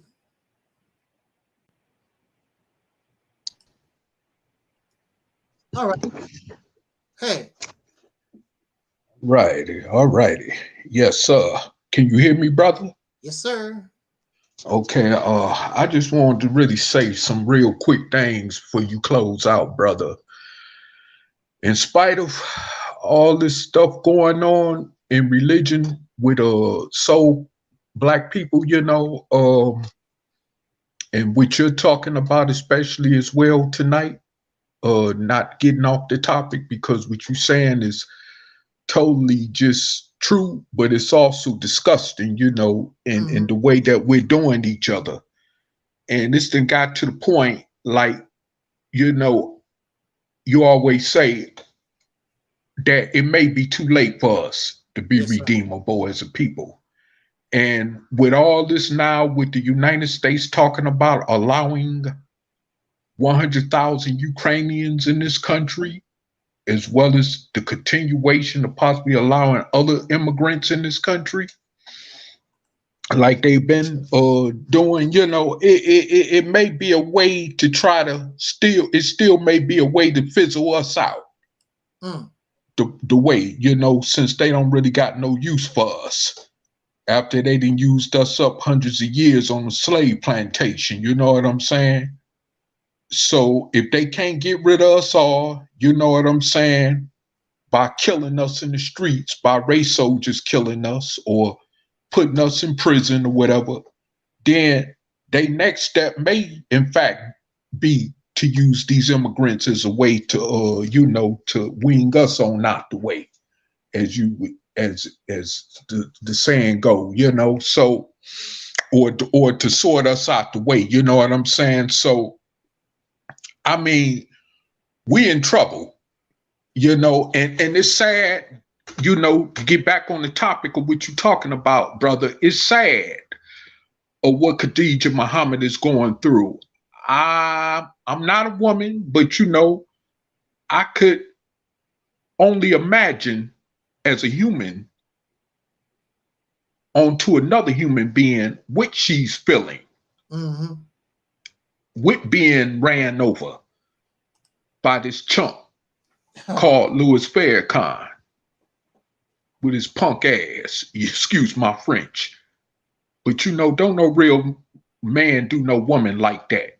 No. Go behind their back, have children by other women in different parts of the world, even outside the country.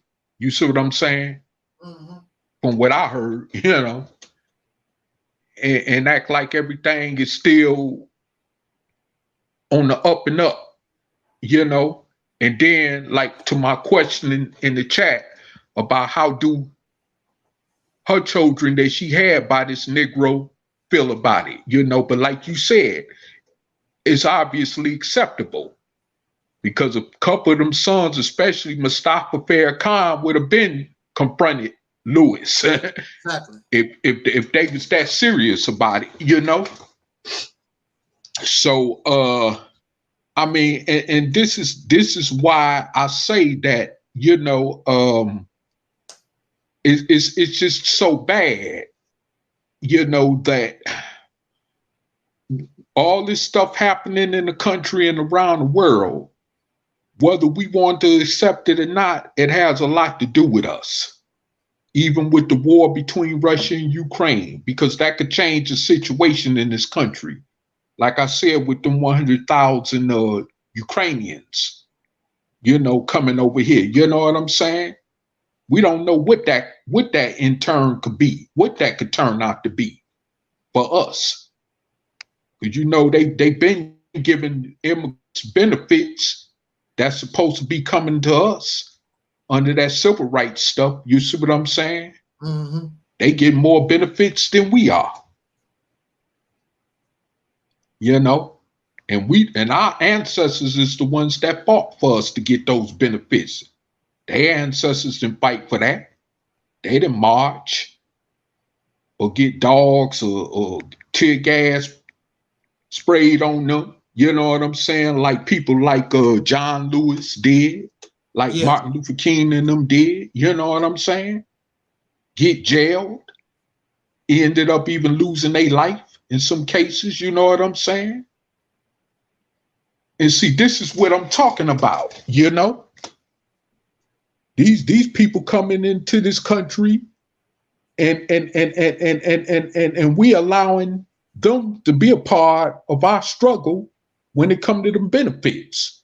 And that's just simply not right. And while we, you know, hating on each other all over social media, disrespecting each other all over social media and as well as out there on the ground, you know, this is what's happening to us.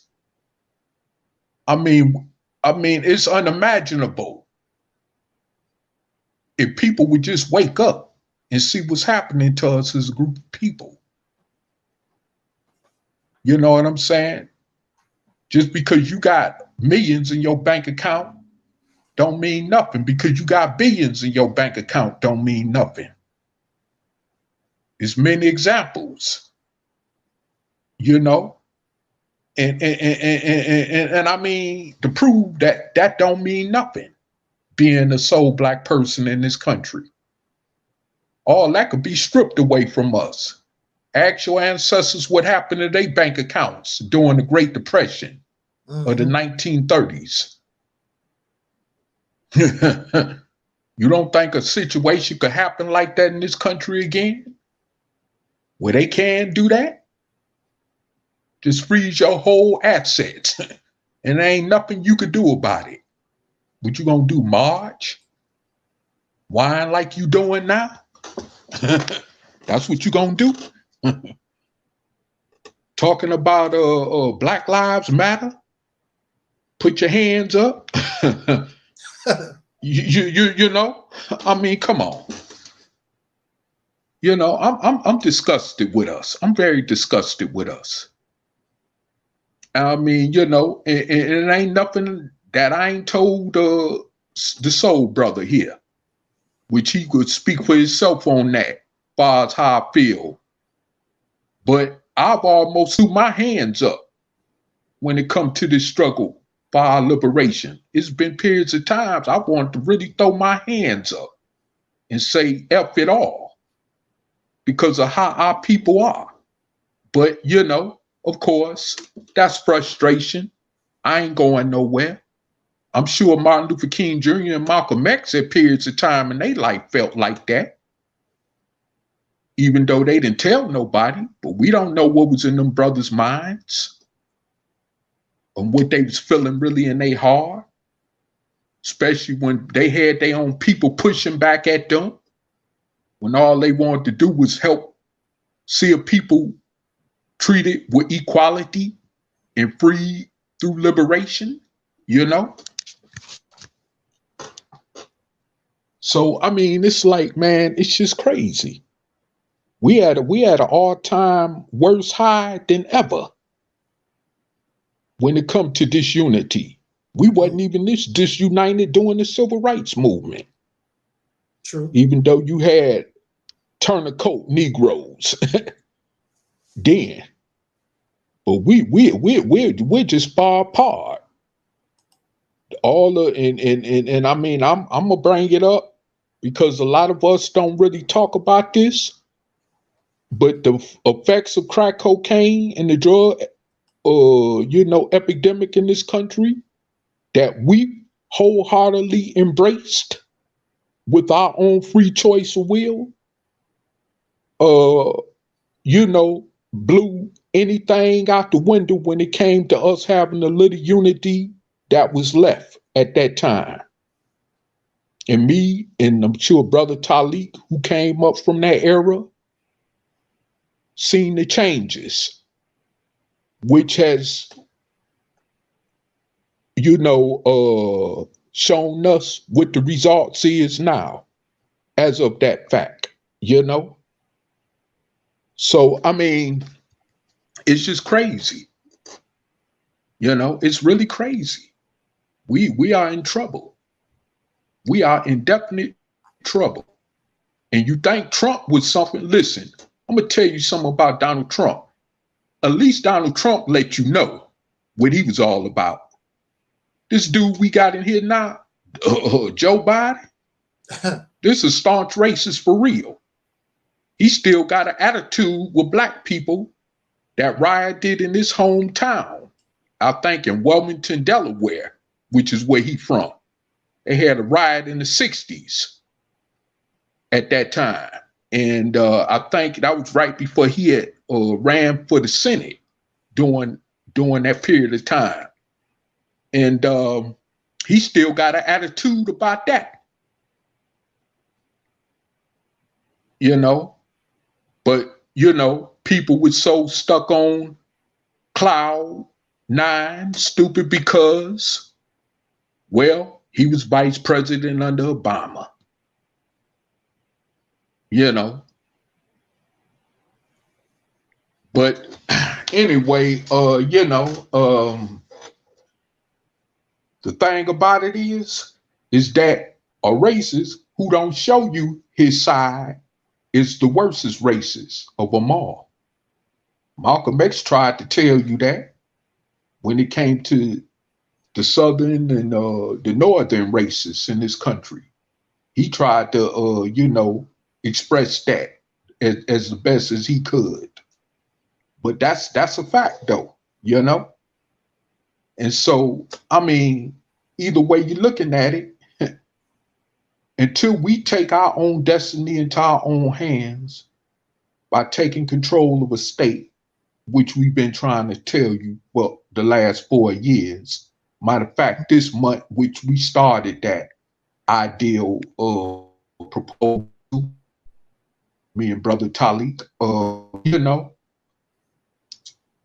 it's like we gonna be in the same situation, headed for worse. And I'm just gonna say this too, and let you close out, brother. Yeah, I came on the end to what you was talking about, but did the sister Khadijah just recently find this out? I don't know. She probably have known for a while. I would guess. Okay. I don't really know. She has not said. Of course, she hasn't said anything about it. Of course, she hasn't. Okay. Yeah, because I mean that information has been spreading around for the longest. Yeah. This man got kids by a woman in Mexico. Yeah, that's what I heard. But yet he telling us don't, like Elijah Muhammad tried to tell us that bull doodle, we can't marry outside our race or mix with people outside of our ethnicity. But yet he got a woman that he got a Latina woman that he got kids by, allegedly. So I mean, you know, it is what it is, man. You know, that's why I don't pay these people no mind. And you know, it's like, you know, what I see, in my opinion, of even that guy Taharka Bay, you know, when he tried to separate himself from the other ones in the Moral Science Temple of America that's considered corrupt, I really don't see no difference. You know, that's just me. I don't see no difference. But he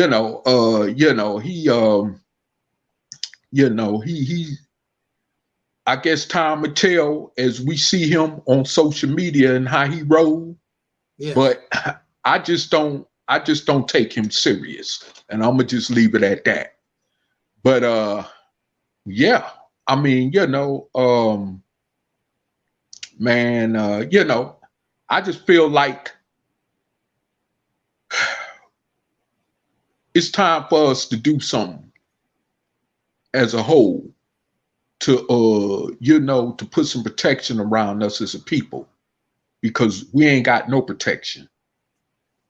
You know, got all these cops getting away with murdering our people in the streets cold-blooded. Ain't even a fifth or 1% of them seen prison time. Just only a little tilly bit few individuals like that guy that killed George Floyd, and you know, some of these other guys, a couple of these other guys that went to prison over shooting black people. But that don't even that don't even reach up to 1%. That's just a few individuals that you could barely count on your one or two finger hand. You know what I'm saying? That's gonna see some prison time, if they even get probation for killing a sole person in the streets of America. And this is what we're dealing with, because we don't have no true leadership behind us. We don't have no state or land a government of our own behind us to back us when all this is going on. Mm-hmm. So this is what we keep getting. This is why the Latinos in this country is getting more better results than we are, because they got lands and governments behind them. You see what I'm saying? Or they can always go back to where they come from. That's right. If they get sick and tired of this. You see, we ain't in that position. You know? So, I mean, this is just the reality of it. And with that said, I'm going to pass the mic back to our number one soul brother, Taalik. And thanks for letting me share. And peace to everyone listening. And that will be listening once the video is posted on YouTube. Yes, sir. Well, I want to thank you, brother Taalik, for joining us tonight. And I got to say this because Sister Ann always get on my nerves. I mean, not on my nerves. She always get on my case if I don't mention the autobiography. So I'm going to mention the autobiography for those of you who are interested. And I only wrote the autobiography for those who are interested in my life story, why Angel Snubbing Up 7 is Angel Snubbing Up 7. I did not write the autobiography to try to promote and try to make a lot of money or whatever. That's not the purpose of it. The purpose of it was for my audience, for my people, those who wanted to understand why I am how I am and know some of my background. That's the purpose of it. So I just want to remind those, and if you send me an email, those persons that I know that's down with us, I can send you the rough copy for free.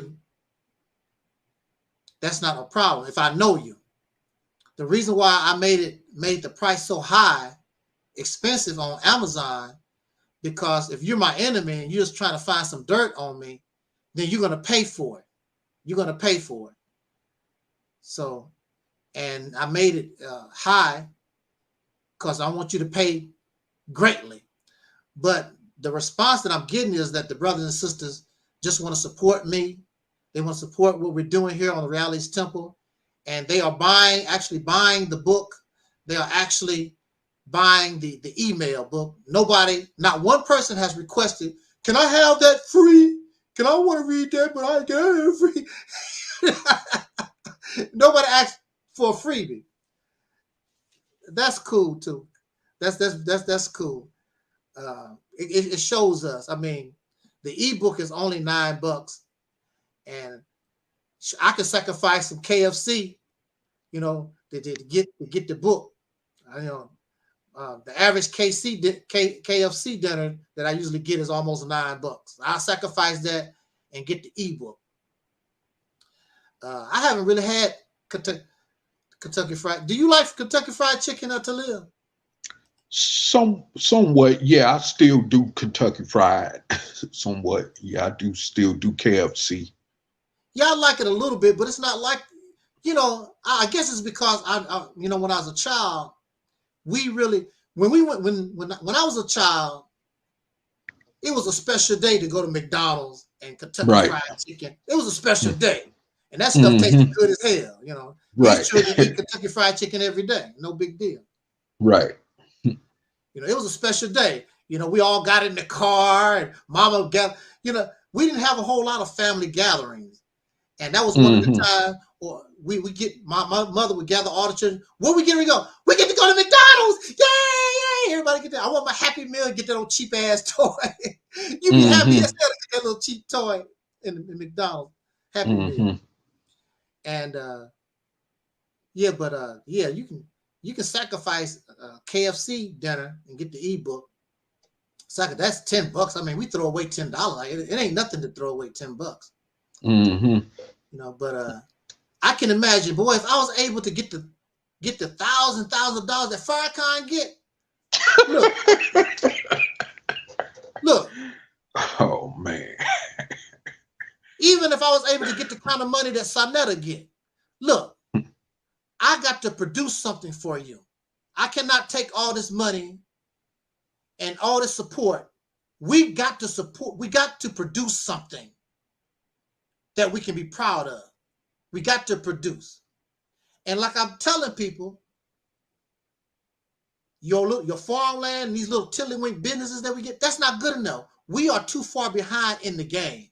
We have to do something big. So what if the people supported us where we could open up a real Realities temple, and I had a cookie shop, Realities temple cookies or something? That ain't nothing. That's not going to help us. We need something big. We need something big where everybody can participate. So like if we was able to take control of the state of Mississippi, I don't want to say the Realities temple. I want to say we did it. Every man, woman, and child helped do this. Don't say, snub. Yeah, I'm the one that came up with the, you and I are the ones that came up with the idea. Well, actually, we didn't. We just, only thing we're doing is brought to the modern times what our ancestors was doing. Yeah. That's Angel Snuffing Up 7. That's not Angel Snuffing Up 7 idea. This is something, this is the activity that our ancestors was doing after the Civil War. They was doing it. Mm-hmm.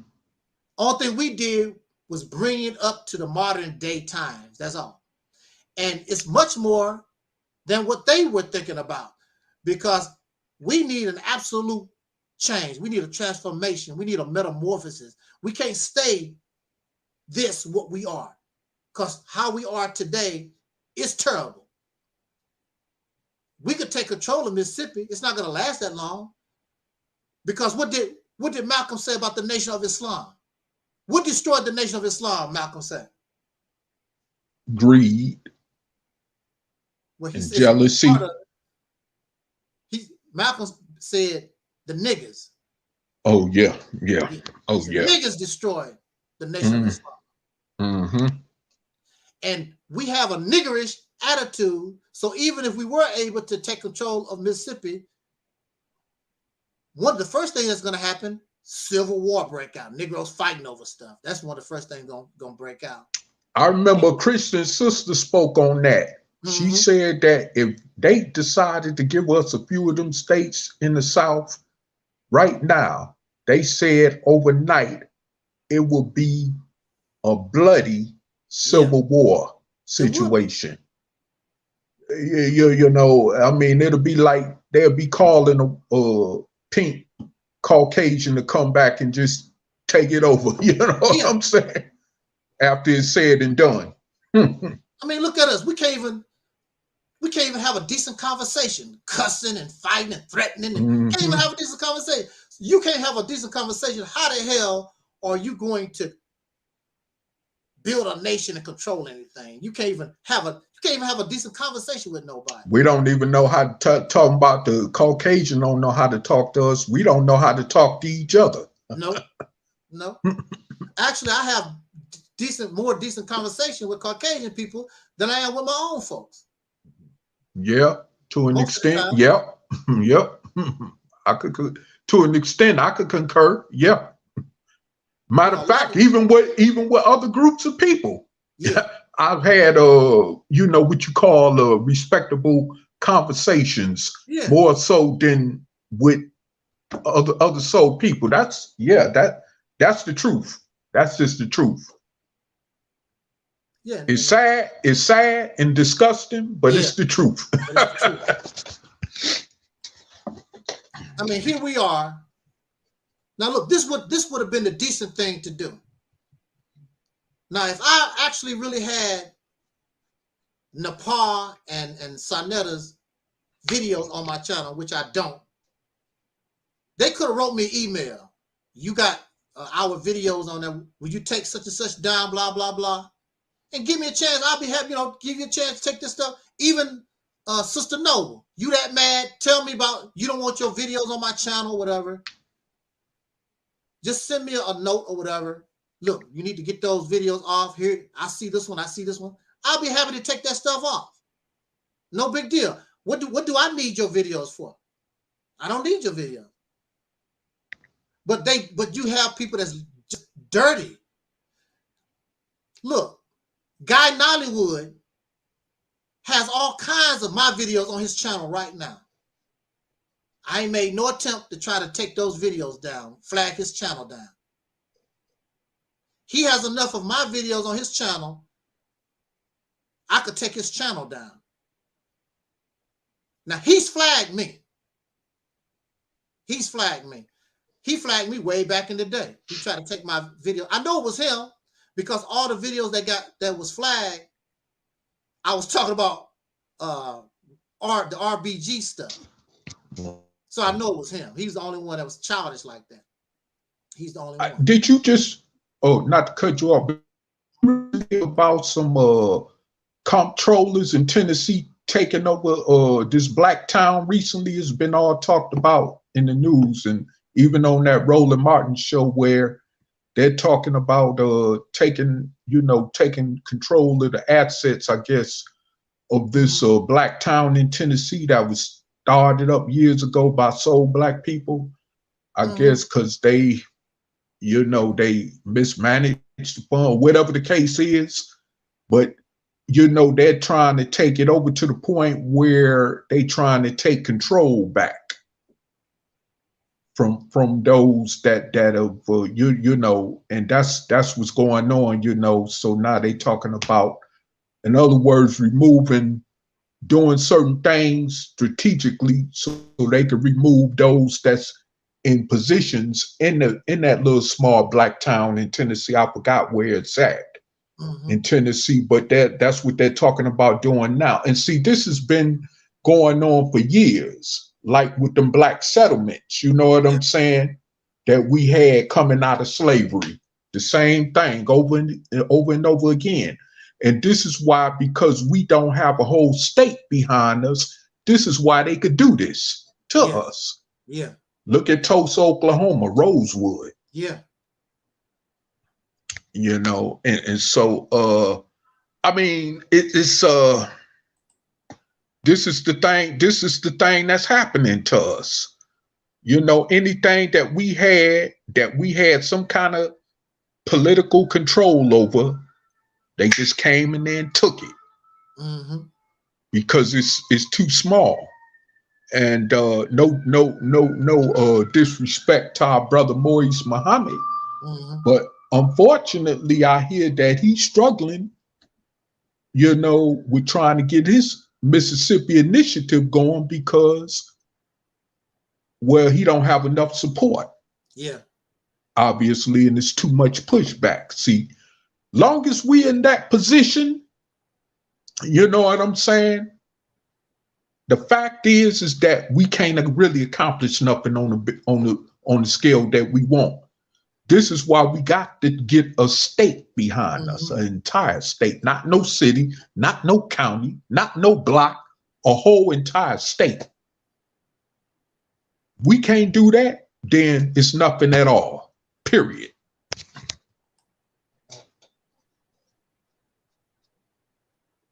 I even said this, and I'll be ready to close this one here out. What did he say? B1 not whooping ass.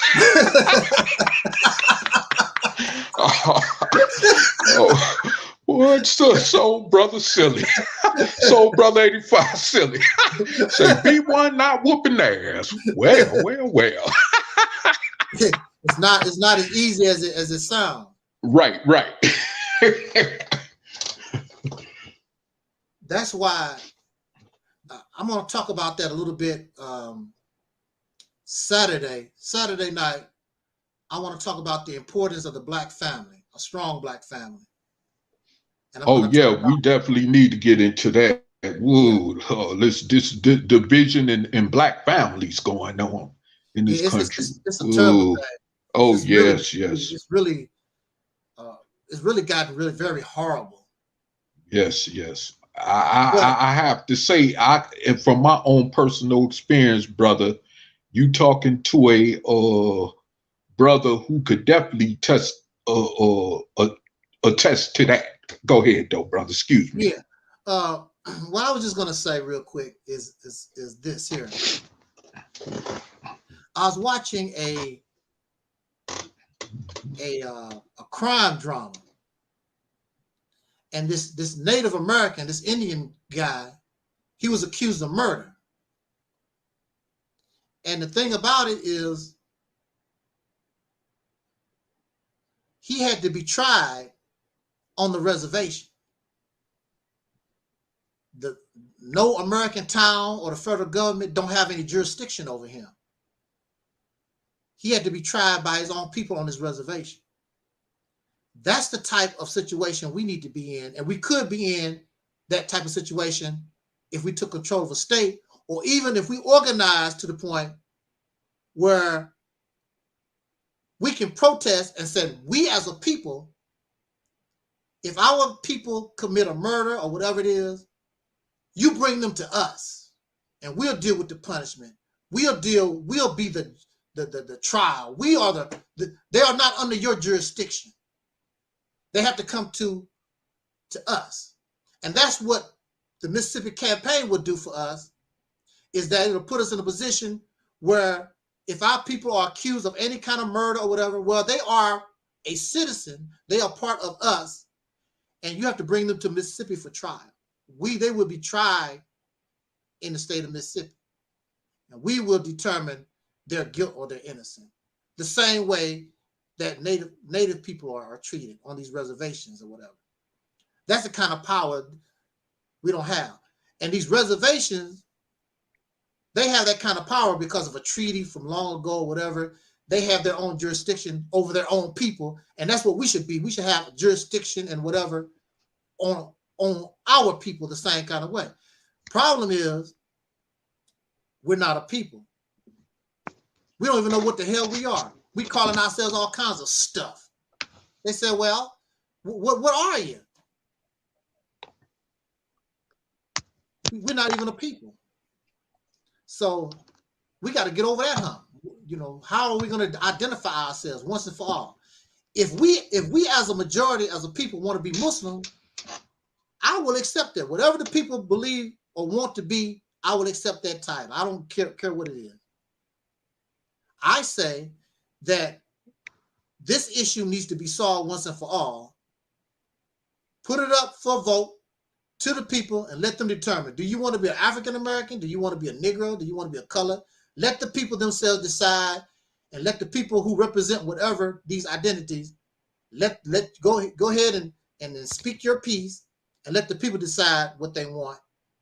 Also, when it comes to leadership, that needs to be determined too. We're going into too many directions. Let the people decide. Do y'all want to follow Nation of Islam? Do y'all want to follow the Kemetic stuff? If this is what we want to do, let's do it together. Let's do it as one, no matter what it is.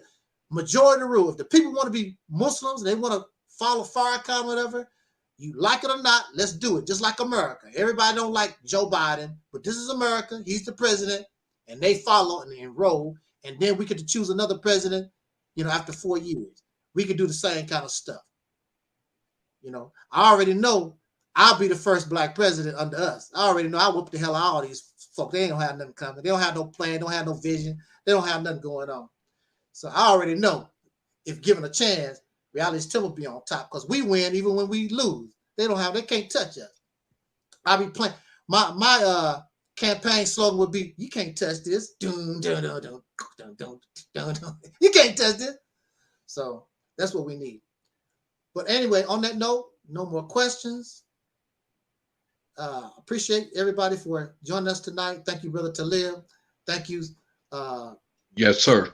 Super MVPs in the chat in the chat room. Those who are listening and those who will be listening to this broadcast later on.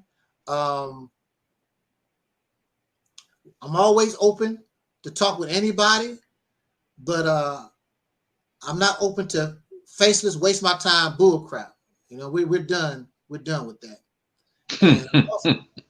And also, I want to make a comment about what Brother Talib said too, because it has been in our experience when we mess around with these people who are basically religious zealots, or Pan-African zealots, or whatever zealousy that they choose.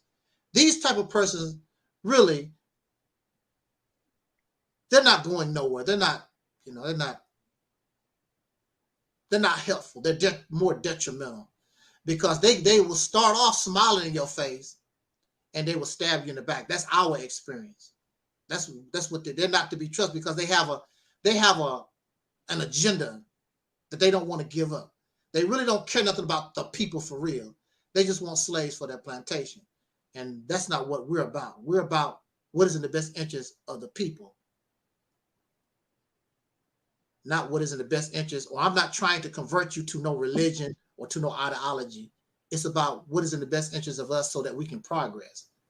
And all these other little tiddlywink stuff these people focus on don't mean nothing to about, I don't like this. Nobody don't give a damn what you like as long as you're a Negro slave. Do you think that the slave master cared about what I don't like? You know, they don't care about what you don't like. You're a slave. They don't care. People always telling us, I don't like this. Remind me of children. You know how children, I don't eat Brussels sprouts. I don't like broccoli. You know, pull up picky and choosy. Yeah, picky and choosy. That's what they are. No, I don't give a damn about you being picky and choosy. You're not in a position to be picky and choosy. You know, because I know back in the day, some parents, well, I guess you ain't gonna be eating. You know, it's simple as that. You don't like broccoli, you don't like what you got, guess you won't be eating tonight. Or they whooped your ass and make you eat it. Nobody play that. And that's the situation that we're in. Nobody don't give a damn about what you don't like, what I'm not gonna do. Either you don't have to eat it.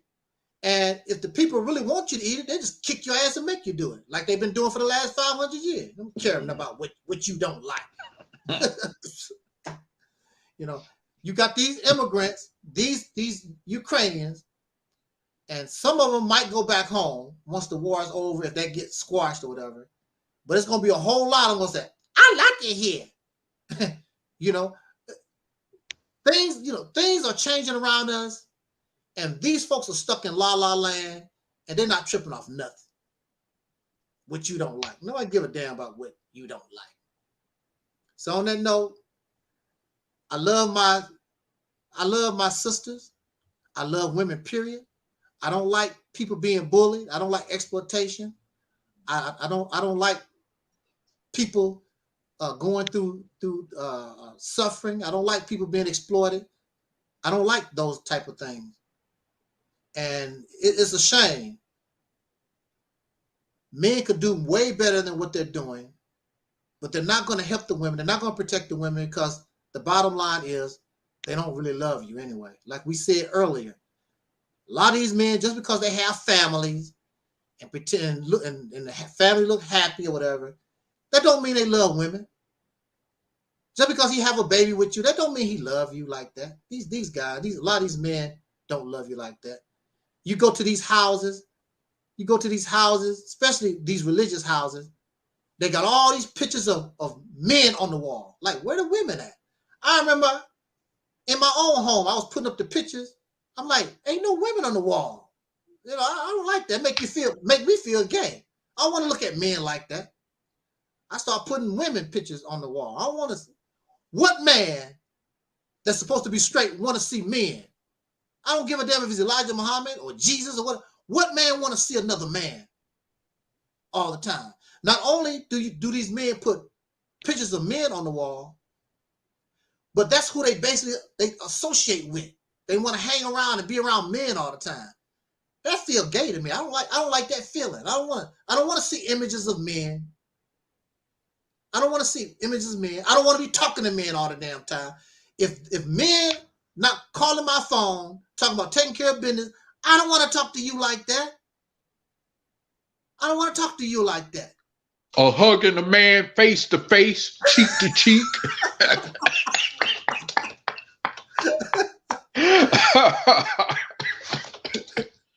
Woo. And you know, in the nation, they good for that. Yeah. I remember the first time I done that. I felt so funny. I'm like, oh, I can't do that. I can't. You know, I go through the motion, but I wouldn't touch the brother. Matter of fact, I don't really like shaking a man's hand. I don't like touching men like that. But these guys, cheek to cheek, and then they shake your hand and pull you into, what you pulling me into you for, bro? I can't. can't do that. I can't do it. You know. Hey, this is off the topic too, but I guess it might be on the topic since we brought it up about these people, because you said something about Tahaka Bay. You know, I was looking at his video, and he's there with the Morris brothers, right? And they wearing those red fezzes, right? I'm like, what's up with the red fezzes? I mean, that looks so clownish to me. I can't even imagine myself going around with a red. It looked clownish to me. I mean, where are they actually getting this stuff from? You know, these people in these costumes. I'm gonna come over here and I'm gonna put on my Batman and Robin costume. Why don't you be Robin? I'll be Batman, Taalik.